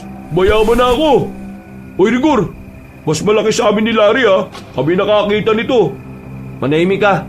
Kayo nagsabi na pantay-pantay lang tapos ganyan na utak mo. Basta ako, bigyan niyo lang ako ng pampaopera ng boyfriend ko. At kaunting pera para makapagsimula, masaya na ako roon. Mamaya na kayo magatian. Mas kailangan nating umalis ngayon dahil baka babalikan tayo ng ibang aswang. Binuhat ni Dondo ng mag-isa ang baul, pero hindi pa sila nakakalayo, naramdaman na nila ang mga aswang. Agad silang nagtago sa gilid. Nung mga sandaling yun, nakaramdam na sila ng takot. Pakiramdam ni Isabel, mapapahamak sila sa oras na makita sila ng mga aswang. Habang nakatago sila, natatanaw pa nila ang mga aswang sa bahay. Galit na galit ang mga yon nang madat ng patay na ang isa sa mga kasamahan nila. Ginawa nila ang kanilang makakaya para madaling makalayo roon. Pero sa mga sumunod na sandali, nagkahiwa-hiwalay na sila. Nag-iba ng direksyon ng lalaking si Rigor pagkatapos agawin kay Dondo ng baul. Si Larry at Dondo naman ay naligaw na rin ng direksyon. Si Isabel at Mang Domeng pansamantala silang tumigil. Hinihingal ang matanda, kumikirot din ng sugat sa paa. Nako, Iha. Iwan mo na ako. Sundan mo mga kapatid mo at baka hindi ka pa nila hatian. Sige na, iwan mo na ako. Baka mapahama ka rin. Paano po kayo? Huwag mo akong isipin. Patanda na ako. Mahalaga na lang sa akin eh. Nagawa ko ng huling bilin sa akin ni Pascal. Nagdadalawang isip ang dalaga kung iiwan niya si Mang Domeng. Kahit natakot siyang baka hindi siya mabigyan ng mana, inaalala pa rin niya ang kaligtasan ng iba. Lalong-lalo na nang matandang tumulong sa kanila. Hindi ko po kayo iiwan. Diyos ko, huwag ka na makulit, Iya. Mauna ka na. Mapapahama ka rito kapag nakita tayo ng mga aswang. Hindi ko iiwan ang taong tumulong sa akin. Yun ang pangalan sa akin ni Papa nung malakas pa siya. Ikaw yata nagmana ng ugali ng papa mo eh, no? Mabuti ka rin, Iya. Hindi po ako mabuti. May mga pagkakamali rin po ako nagawa sa buhay. Nanahimik ang dalawa nang bigla na lamang makarinig sila ng mga kaluskos. Sumiksik sila sa gilid ng malaking ugat ng puno. Dumapa silang dalawa. Wala na silang pakialam kung sumubsob sila sa lupa, wag lamang silang makita ng mga nilalang. Nang makalagpas na sa kanila ang mga aswang, saka lamang sila nakahinga ng maayos. Dito po tayo dumaan. Bumalik na lang po muna tayo sa bahay namin. Nung mga oras na yon, doble-doble ang kaba ng babae. Wala siyang kasiguraduhan kung makaliligtas pa siya roon. Malaki ang kagubatan. Hindi rin niya matandaan ang daan pabalik. Basta sinunod na lamang niya ang sinasabi ni Mang Doming. Kahit 2 beses na silang naligaw, nakalayo na rin sila sa pinanggalingan nila. Ang kaso nga lang, bigla na lamang silang hinarang ng 2 aswang. Napatigil sila. Agad na dumaloy ang kakaibang kaba at takot sa kalooban ng dalaga. Iha, ito na ang tamang pagkakataon para iligtas mo ang sarili mo. Pero Iha, ito ang susi ng baul, oh! Akmang ihahagis na sana ni Mang Doming ang susi, pero hindi na nito nagawa ng habultin na ito ng mga aswang. Tumakbo na lamang na mabilis si Isabel. Hindi na niya nagawa pang lingunin na matanda. Naiiyak na lamang siya nang tuluyan nang siyang makalabas ng gubat. Hinang-hina ang babae. Nanlalambot ang kanyang tuhod pagdating niya sa kanilang bahay. Naabutan ni Isabel ang kanyang 2 kuya, si Larry at si Dondon. Agad siya nitong nilapitan at hinuwakan ng magkabilang braso. Nasaan si Rigor? Nasaan? Hindi ko alam. Balak niyong isahan kami, no? Nasaan si Rigor? Ituro mo sa amin! Hindi ko nga alam. Hindi ko siya kasama. Ang kasama ko lang ay si Mang Doming. Si Mang Doming na kinuha na ng mga aswang. Naupo na lamang ang dalaga sa sahig habang humahagulgol. Saka lamang natauhan si Dondon sa mga sandaling yun. Kumalman na rin ang 2 binata.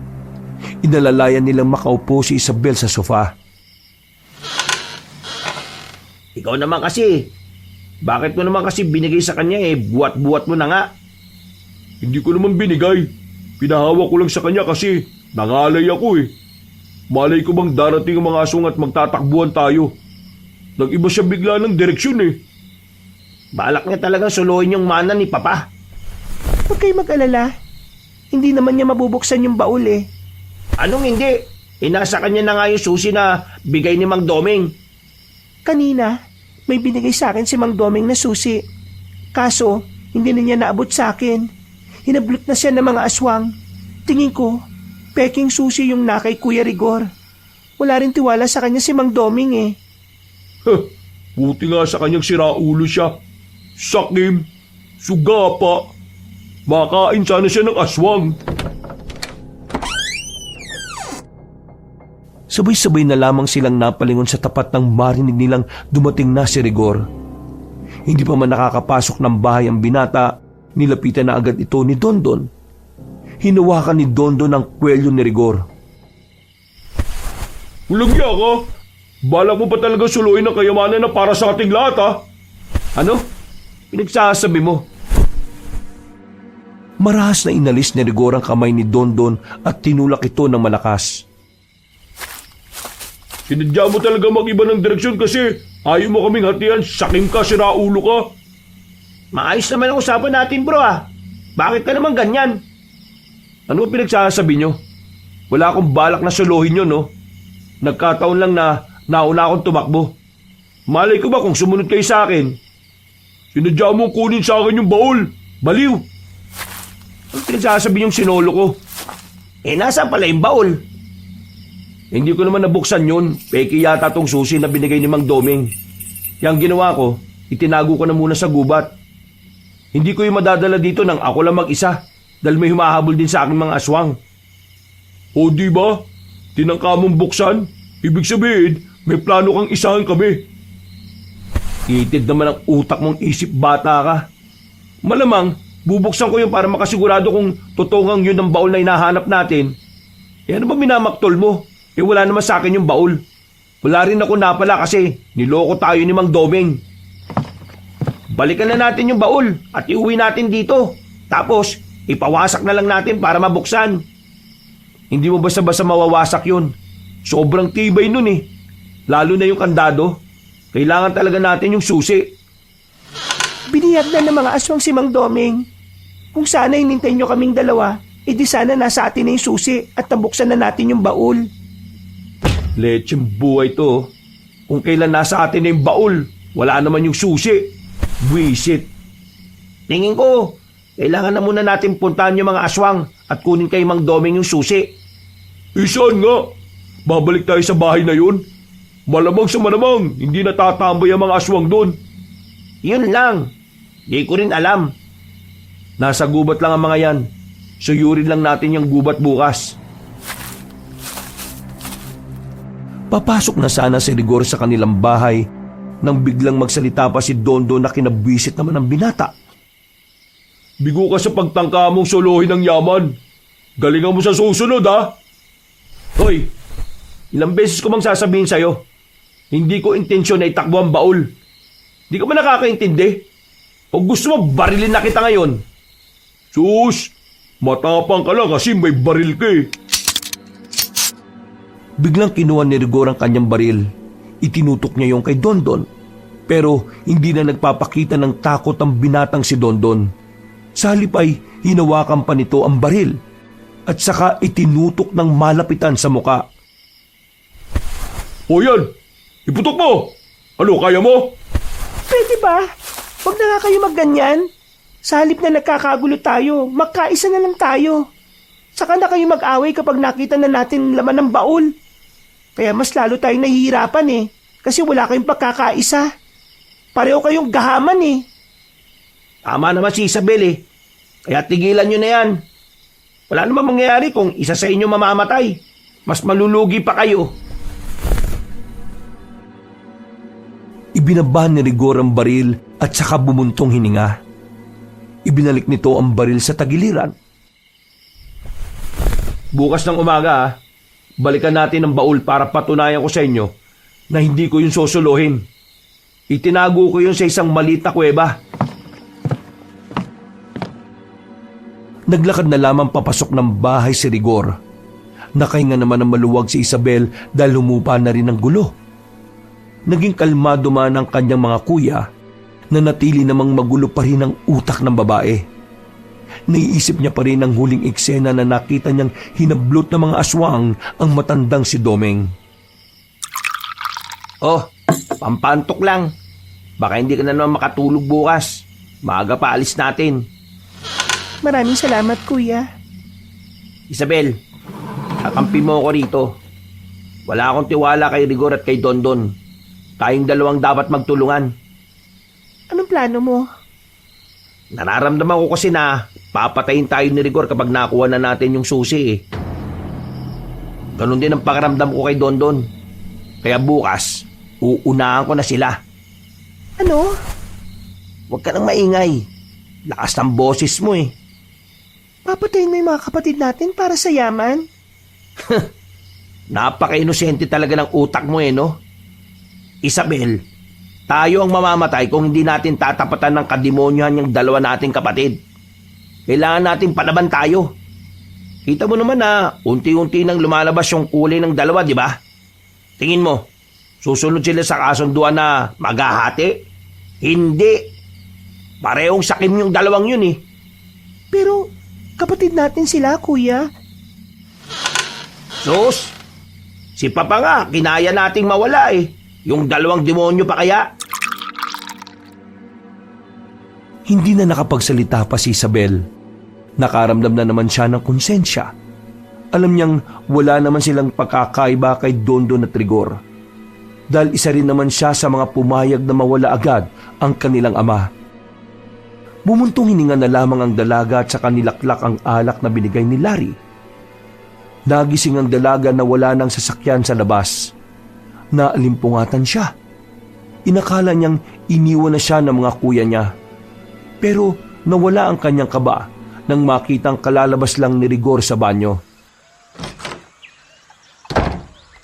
Oh, bakit ganyan ang mukha mo? Bakit? Iniisip mo na iniwan ka na namin? Oo, hindi naman malabo eh. Kaya mo nga pumatay ng tao, mang-iwan pa kaya. Pati ikaw? Pinagdududahan mo na ako? Huwag na tayo maglukahan, kuya. Alam ko naman na pinagdududahan mo rin naman kami. Dahil alam ko, wala tayong tiwala sa isa't isa. Dami mo ring alam eh, no? Sige na, magbibihis na ako. Himulang hindi naggalit si Rigor. Nagtataka siya pero inisip na lamang niya na mas mainam na nga yun. Umalis na rin sila ng bahay. Malakas ang kanilang loob dahil noong mga sandaling yon ay tirik na tirik ang araw. Inabot na sila ng tanghali sa kakahanap. Hindi na rin kasi matandaan ni Rigor ang daan patungo sa kuweba. At dahil nga rito, nagsimula na namang maginala ang lalaking si Dondon. Kunwari ka lang siguro na hindi mo mahanap ano. Hoy, Dondon, wag mo akong simulan ha. Parte to ng plano mo. Hindi ko nga talaga mahanap eh. Kaya manahimik ka na lang pwede. Hindi ako makapag-concentrate. Kuya Dondon, please, manahimik ka na muna. Hindi ba kayo natatakot kay Rigor? Hanggang ngayon, nasa kanya pa rin yung baril ko. Eh paano kung bigla niya tayong pagpapapatayin? Kulit talaga nito. Ayaw na lang manahimik. Hindi ako ganun no. Sira ulo ka ba? Sus! Rigor! Ikaw ang unang nakaisip na patayin si Papa. Kaya masisisi mo ba akong isipin to? Iba naman ang senaryo na yun. Si Papa, alam naman nating mamamatay na talaga. Eh kayo mga kapatid ko, buhay na buhay kayo. Eh pwede ba? Tigilan mo na ako, Dondon. Basta, kapag may ginawa ka masama, hindi ako magdadalawang isip na patayin ka, Rigor. Wala akong pakialam kung magkapatid tayo. Hindi naman kayo eh. Alam nyo, sa kakaganyan nyo, tayo ang mapapatay ng mga aswang. Baka nakakalimutan nyo, biyag nilang taong may hawak ng susi. Kaya nga dapat magkaisa tayo na makuha ang susi. Pero ito namang isang to. Boses ng boses, wala namang ambag. Anong sinabi mo? Kuya Dondon! Pasalamat ka na lang talaga, nandyan si Isabel eh. Eh di salamat na lang. Pinagpatuloy pa nila ang kanilang paghahanap. Pero inabot na sila ng 4:00 ng hapon, saka lamang nila natanaw ang kuwebang sinasabi ni Rigor. Dali-dali silang lumapit doon. Pumasok sila sa loob at inilawan ng buong kuweba. Kaunting lakad lang sa loob ay nakita na kagad nila ang baol. Agad nila itong binuhat palabas. O ano, ito na yung baul oh. Siguro naman mananahimik na ang kaluluwa mo. Sinabi ko naman kasi sa inyo eh, wala akong planong suluhin yan. Kapatid pa rin naman ang turing ko sa inyo. Ewan ko na lang kung ganun pa rin ang turing nyo sa akin. Dahil lang dyan sa laman ng baul na yan. Eh dapat lang naman talaga na patunayan mong hindi ka traidor. Wala akong tiwala sa iyo eh. Mas magandang iuwi na muna natin to sa bahay. Saka natin hanapin si Mang Domeng. Goods. Okay rin ako dyan sa idea na yan. O sige, okay din ako dyan. Ako rin. Ay nako, sa wakas, meron din tayong napagkasunduan. Mas maganda siguro kung si Isabel na lang ang gumawa ng mga plano natin. Nagkakasundo pa tayo eh. Wala namang problema sa akin eh. O sige, si Isabel na rin na magbuhat nitong baul na ito para hindi ako magduda. Ang bigat naman yan. Ikaw na lang, Kuya Larry. Baka mamaya iwan niyo pa ako kapag may nakasalubong tayong aswang eh.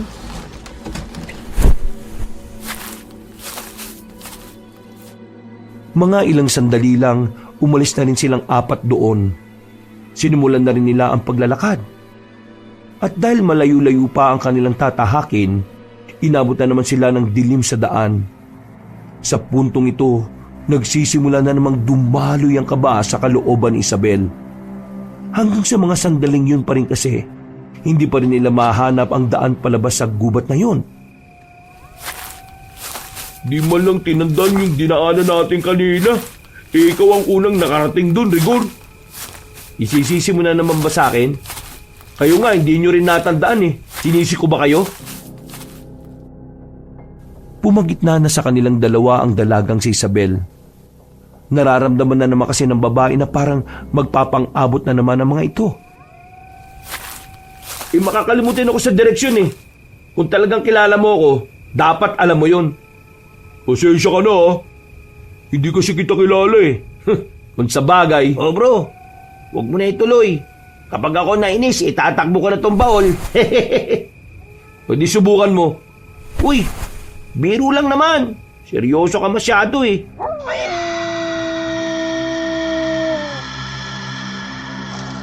Napatigil silang nang marinig ang mga tunog na yon. Bumukas na agad sa kanilang mukha ang takot. Ramdam nila, alam na nilang mga nasa paligid ay mga aswang. Kaya naman inihanda na nila ang kanilang mga sarili.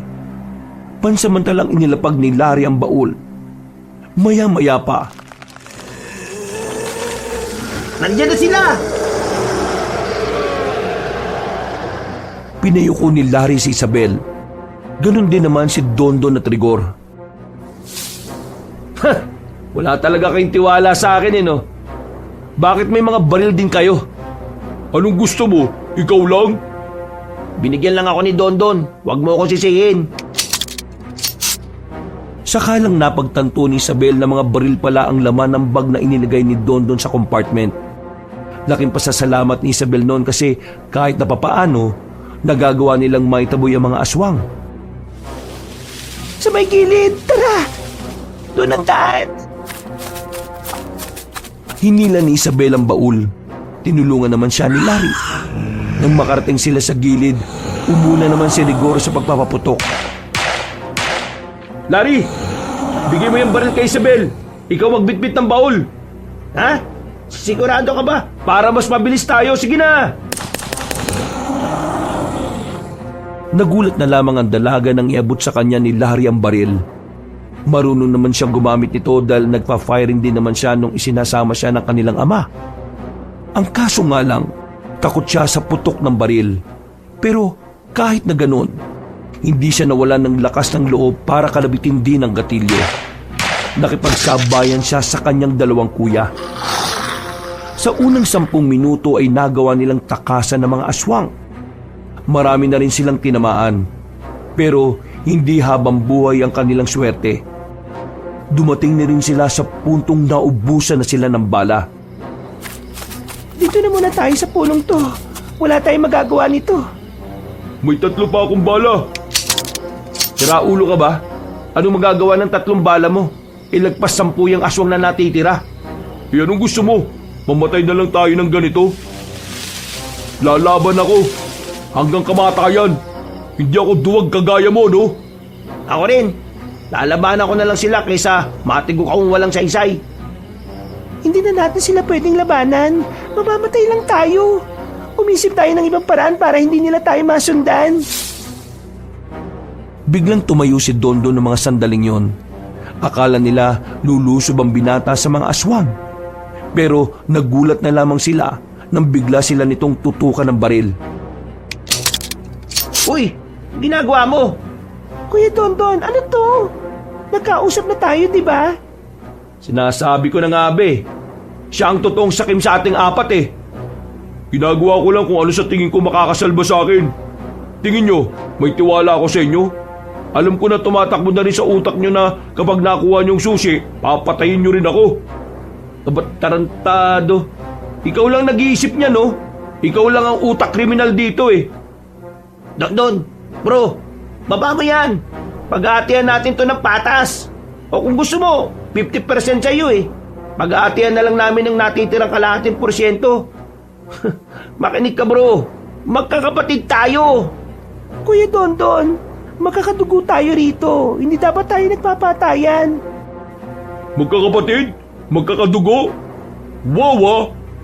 Kailan nyo ba pinaramdam sa akin yan? Parang nakakalimot na kayo sa pangmamaliit sa akin. Nakalimutan nyo namang pinagmumukha nyo akong tanga at mangmang palagi. Kayong dahilan kung bakit na ako naging ganito. Kaya wala kayong karapatan na tawagin akong kapatid o kahit nakadugo. Wala akong pamilya na kagaya ninyo. Eh wala rin kaming pamilya na gaya mong sakim. Ang ina Baul! Bro naman! Gusto mo kunin?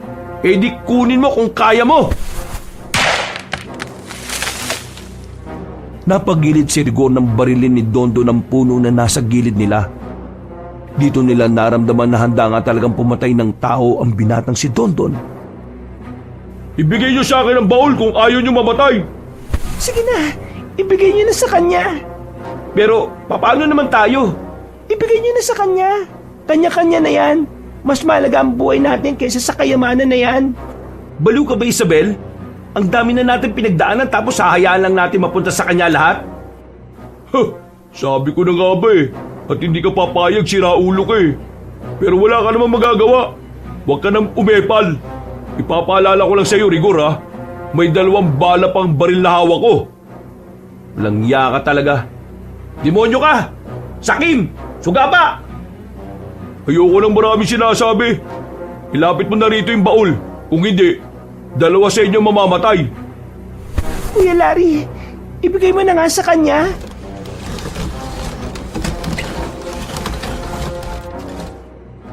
Kesa mamatay silang 3, napagdesisyonan na rin ni Larry na isuko na ang baul na kanilang pinaghirapan. Marahan itong binuhat ang baul. Inilapag yon sa tapat ni Dondon. Dahil malaki naman ang katawan ng binata, naipasan agad ni Dondon ang baul sa kanyang kaliwang balikat. Nakatutok ang baril sa kanila habang unti-unting naglalakad paalis. Yan! Ganyan nga! Manahimik kayo dyan Huwag na kayong sumunod at baka mabawasan pa kayo ng 1. Walang iya ka. Kainin ka sana ng mga aswang. Tumawa na lang ang lalaking si Dondon at tuluyan na itong tumakbo. Galit na galit naman si Rigor ng mga sandaling yon. Ilang beses pa nitong sinuntok ang katawan ng puno. Hindi dapat natin hinayaang makuha ni Dondon ng baul Paano na tayo ngayon? Ano ba gusto mo? Mamatay tayong 3? Hindi ka ba nakikinig? 2 lang yung bala niya. Ibig sabihin, may isang makakaligtas sa atin. Baka nga 3 pa tayo makaligtas kung hindi niya tayo tatamaan Tama na bro. Walang mali sa ginawa natin. Mas maganda nang hayaan natin si Dondon ngayon. Mas nasa panganib ang buhay niya kaysa sa atin. Mas angabulin siya ng mga aswang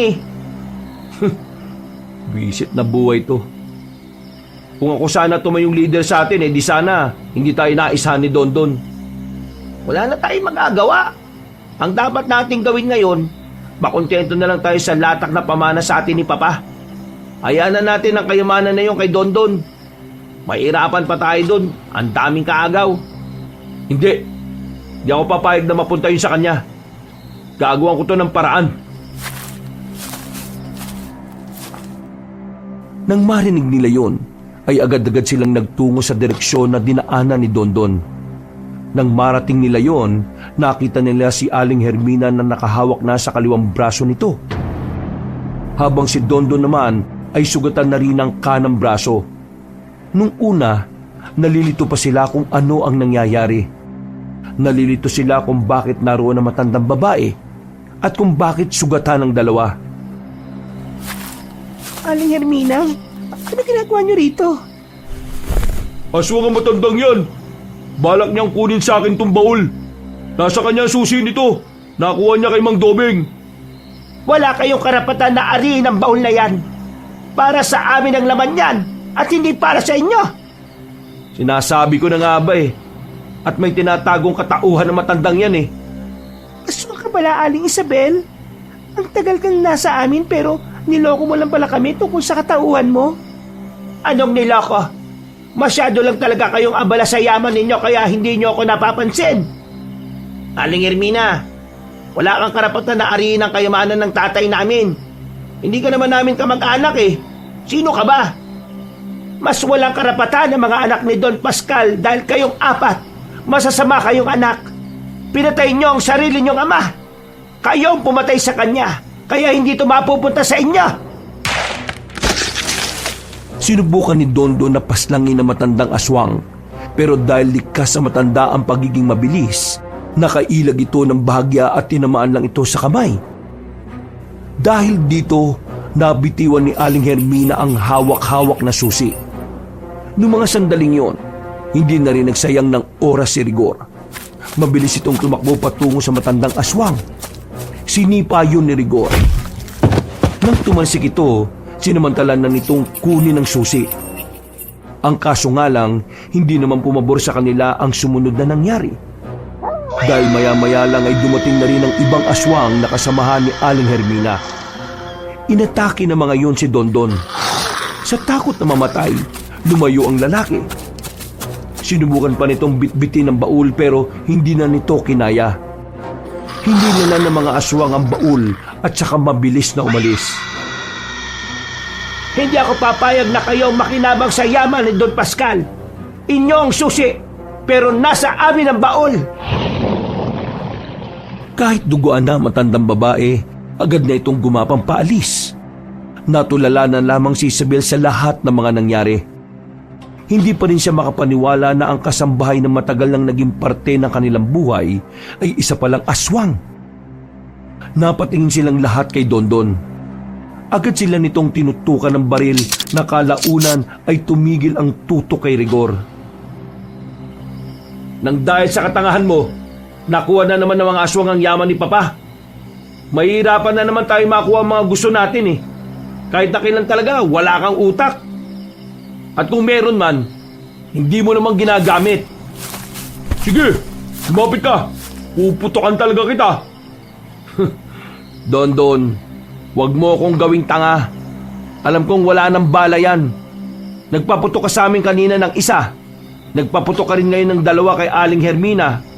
Kaya wala ka ng bala, no? Wala ka ng pag-uugutan ng tapang mo. Walang takot na lumapit ang lalaking si Rigor. Galit na galit ito kay Dondon. Nang makalapit na ito, ay agad nitong sinuntok sa mukha ang binata. Hindi pa ito nakontento. Pinagsisisipan niya pa ito ng matumba na ito. Hindi pa sana titigil ang lalaking si Rigor kung hindi ito inawat ni Isabel. Dapat patay na natin tong tarantadong to eh. Pinagtangkaan niya ang buhay natin kanina. Tama na kasi yan.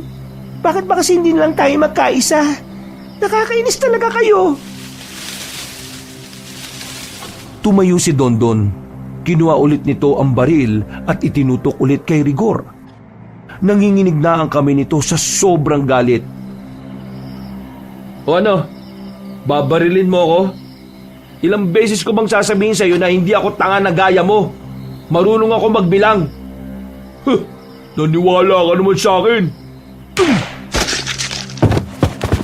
Tinamaan si Rigor sa kanang balikat. Agad itong napabulagta. Pero buti na lang ay sa balikat lamang tinamaan ito. Sinungaling ka talaga, hayop ka. Aray! Oh, sino tanga sa atin ngayon? Di ba kayo? Naniwala kayo na 3 na lang ang bala ko. Pero ang totoo, 5 pa meron sa akin. Sa madaling sabi, meron pang natitira ngayon. Dondon, wala ka na. Ang lala mo na. Hindi na ikaw yan. Malala na ako. Binago na ako ng mga pagtrato niyo sa akin. Patagal na ako nagsawa sa dating ako, no? Tingnan mo ang ginawa mo kay Kuya Rigor. Bah, pasalamat nga siya sa balikat ko lang pinatama eh. May awa pa rin ako sa kanya. Dapat maging masaya siya ron. Pero kung gusto na niyang mamatay, meron pa ako isang bala dito.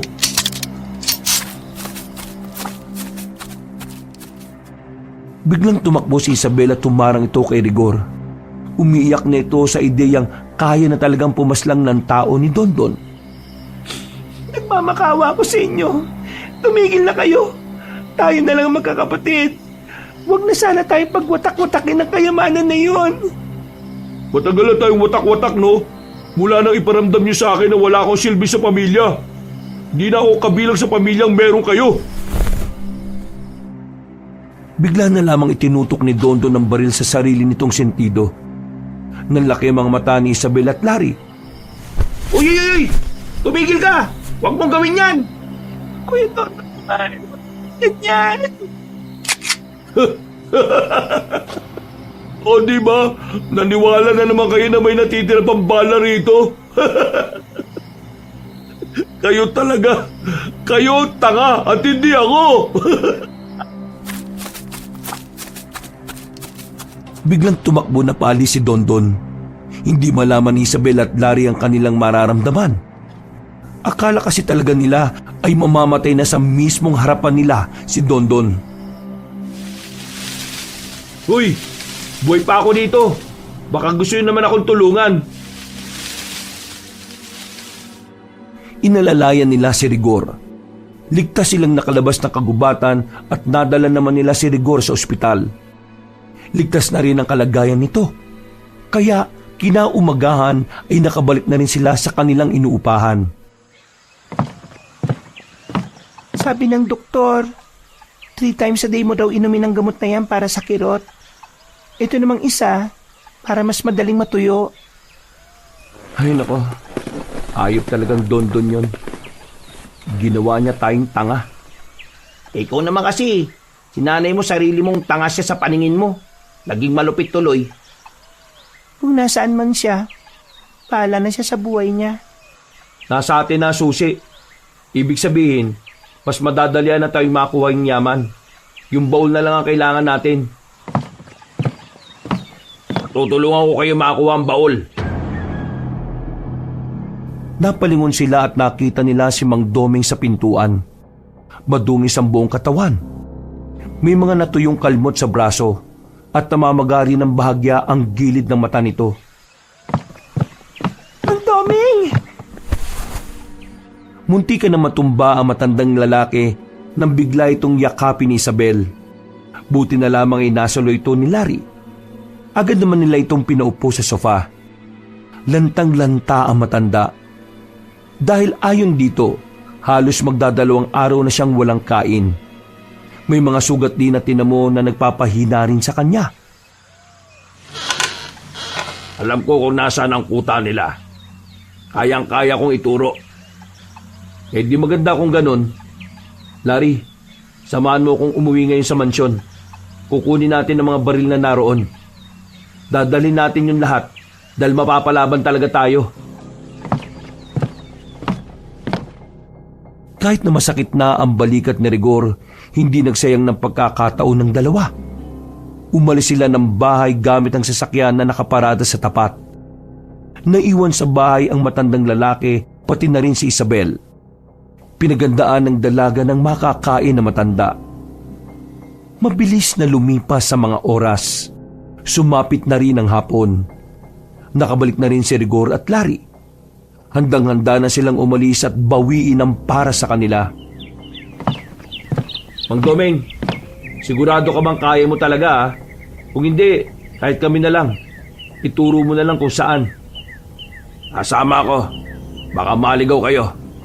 Huwag ka mag-alala. Wala akong interes sa yaman. Gusto ko lang talaga mapunta yun sa inyo. O di sige, bahala ka. Walang sisiyan ha kapag napahama ka. Sabay-sabay na silang umalis nung bandang 4:00 na. May dalambag ang dalawang lalaki na ang laman ay mga baril. Habang nasa kalagitnaan na sila ng paglalakad, bigla na lamang silang may nakasalubong ng mga aswang. Malakas ang kutob nila na pupuntahan din sila ng mga yon para sa susi. Mga lintik kayo! Tingnan natin ngayon! Hindi nagtipid ng bala si Rigor at Larry. Pinaulanan na nila ng bala ang mga aswang na nagtatangkang makalapit sa kanila. Dahil sa dami ng bala nila at mataas na kalibre ng barilang gamit nila, marami agad sa mga aswang ang bumulagta. Hindi pa sila nakontento. Kahit ang mga aswang na nasa baba na ay pinagbababaril pa rin nila para siguradong hindi na ito mabubuhay pa.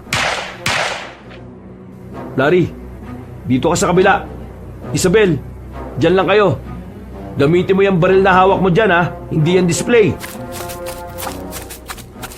Tumango na lamang ang babaeng si Isabel. Pero sa loob-loob niya ay kinakabahan pa rin siya habang inaalalayan si Mang Doming. Walang magawa ang mga aswang noon kundi ang magtago. Hanggang sa kalaunan, napatay na nga nila Rigor ang mga nilalang. Ang maganda pa rito, marami-raming bala pa ang natitira sa kanila. Bro, tama na yan. Patay na yan eh. E ano naman? Aswang naman to eh. Kailangan na nating umusad kaagad. Baka narinig na nila ang putukan na to. Iniwan nila ang mga bangkay ng mga aswang na nakabulagta sa kung saan-saan. Gigil na gigil si Rigor ng mga oras na yon. Hanggang sa tuluyan na nga nilang narating ang isang maliit na lugar. Kakaunti lang ang bahay na naroon. Pero ayon kay Mang Doming, maraming aswang ang naroon. walang takot na lumapit si Rigor doon. Pinaulanan niya agad ng bala ang nakita nilang mga aswang sa loob ng lugar. Nang sabayan ito ni Larry ay mas lalong dumami ang kanilang napaslang. Nanlalaki ang mga mata ni Mang Doming dahil sa pinapakitang tapang na magkapatid. Ibigay niyo sa amin ang baul kung ayaw niyong maubos kayo rito! Tuluyan na silang nakapasok sa loob. At kahit na anong gawin ng mga aswang sa kakagapang at kakatalon, hindi na nila magawang ilagan pa ang mga bala. Hanggang sa tuluyan na nga lumabas sa lungga ang matandang si Hermina. Nang mamatay na ang mga ilaw sa lugar, agad na umatake sa kanila ang matandang babae. Tinamaan nito si Larry sa braso. Habang si Rigor naman ay nakalmot din sa bandang dibdib. Doble kirot ang naramdaman ng mga ito. Pero hindi tumigil ang dalawang lalaki. Agad nilang pinaulanan ng bala matandang si Hermina. Tinamaan naman yon sa katawan. Napatras ang matandang babae dahil doon. Nang tutukan nila ang matandang babae ng ilaw, nakita nilang nakabulagta na ito. Hindi pa nakontento si Rigor, niratrat nila ang matandang aswang para siguraduhin na hindi na ito makakabangon. Larry, tara! Hanapin na natin ang baul! Inisa-isa nila ang mga kabahayan. Hindi nagtagal, nakuha na rin nila ang baul.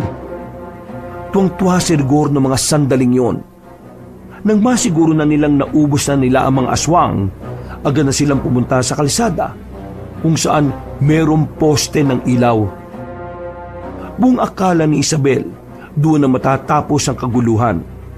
Pero nagulat na lamang sila nang bigla silang tutukan ni Rigor ng baril. Pasensya na kayo ha, pero ayaw ko nang may kahati eh. Uy! Pambira naman! Wala namang ganyanan! Kuya naman, wag naman ganito. Akala ko ba hindi ka kagaya ni Dondon? Lahat tayo, kagaya ni Dondon. Lahat tayo demonyo. Mga diablo na nasisilaw sa kayamanan ng isang taong pinatay natin. Kaya ikaw, Larry, bitiwan mo ang mga armas mo. Bilisan mo! Tapos, lumayo kayo sa akin. Rigor, hindi ganito ang gustong mangyari sa inyo ng inyong ama. Manahimik ka! Hindi ka kasali rito, tanda. Usapang pampamilya to. Napakasama mo. Hindi sana kami nagtiwala sa'yo. Lumayo na kayo! Kasi kung hindi, baka ipisin na naman ang utak ko. Walang nagawa ang tatlo. Lumayo sila sa baul. Nang kukunin na sana ni Rigor ang baul na yon para solohin, bigla namang dumating si Dondon. Alam na ni Larry ang mangyayari. Kaya naman hinawi nito si Isabel at Mang Doming papunta sa gilid. Mabilis ang mga pangyayari. Nang sumilip sila, nakita na lamang nilang nakabulagta na si Rigor at si Dondon. Pero ng mga oras na yon, nag-aagaw buhay pa ang lalaking si Rigor. Habang si Dondon naman ay agad namang binawian ng buhay. Maiyak-iyak si Isabel nang gano'n ang madatnan niya. Nanikip ang dibdib niya dahil alam niyang mamamatay na rin si Rigor. Kung ano man ang nangyari sa iyo ngayon, kasalanan mong lahat to, Rigor. Mas masahol pa ang ugali mo sa mga aswang eh. Mas diablo ka pa sa kanila. Mapunta ka na sana sa impyerno. Hindi. Yung kayamanan ko. Hindi rin nagtagal, binawian na rin ng buhay ang binatang si Rigor. Niyakap na lamang ni Larry ang dalaga para kahit na papaano ay gumaan ang pakiramdam nito. Buksan niyo na ang baul. Kayong dalawa talaga ang karapat-dapat para dyan. Huminga ng malalim si Isabel. Binigay sa kanya ni Larry ang susi. Agad niyang pinasok ang susi sa kandado. Ilang sandali lang, nabuksan na rin niya ito. Pero nadismaya sila nang makita kung ano ang laman ng baul. Walang kayamanan, walang pera, walang kahit na anong alas o bagay na maaaring maibenta. Ang tanging naroon lamang ay ang kanilang family picture nung sila ay mga bata pa. Napapailing na lamang si Isabel. Si Larry naman ay iyak tawa ang ginawa. hindi nila matanggap na ang pinaghirapan nila na dahilan ng pagkawala ng mga buhay ay dahil lamang pala sa isang larawan na naka-frame. Isang larawan na kuha pa noong nagsisimula pa lamang ang kanilang pamilya. Kahit si Mang Doming ay nawindang din, buong akala rin kasi nito ay totoong kayamanan ng mga naroon.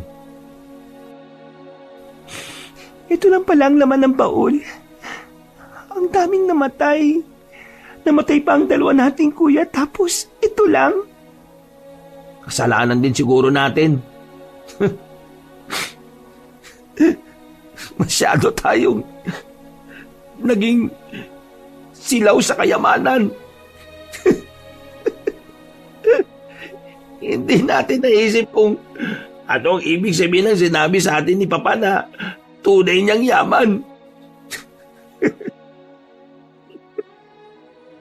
Tayo pala. Tayo ang sinasabi niyang tunay niyang yaman. Tayong mga anak niya.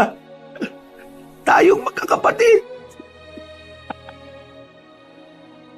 Noong mga sandaling yon, tanging pag-iyak na lamang ang kanyang nagawa. Sa sobrang daming nangyari, nakaramdam ng pagkahilo ang dalaga. Nawalan siya ng malay.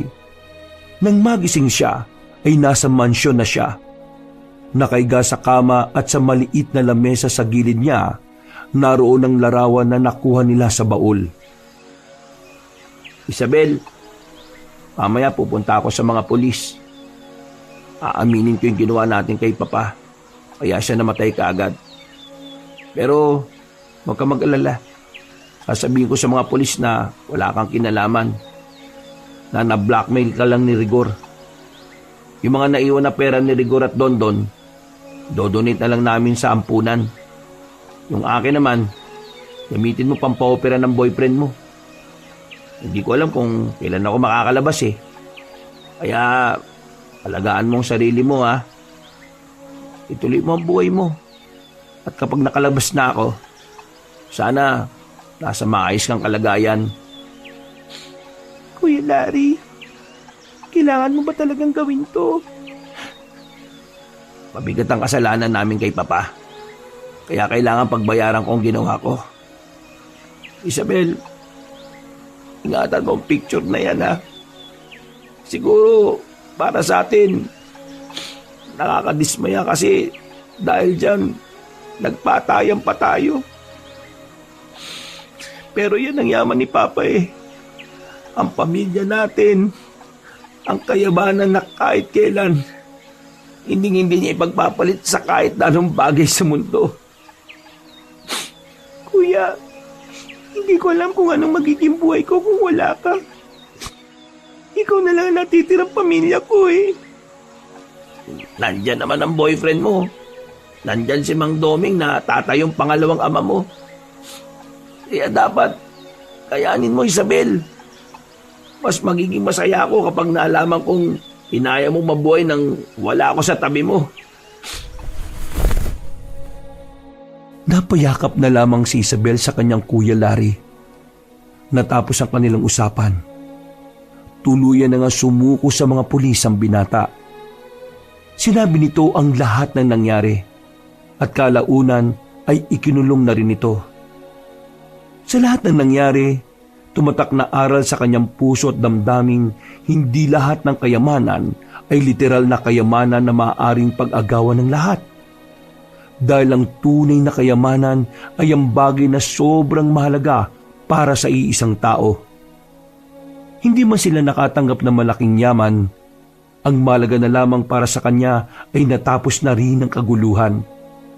Pero kahit na ganon, habang buhay niyang daladala sa konsensya na kahit maraming taon na ang nakalipas, sinisisi niya pa rin ang kanyang sarili sa mga nangyari.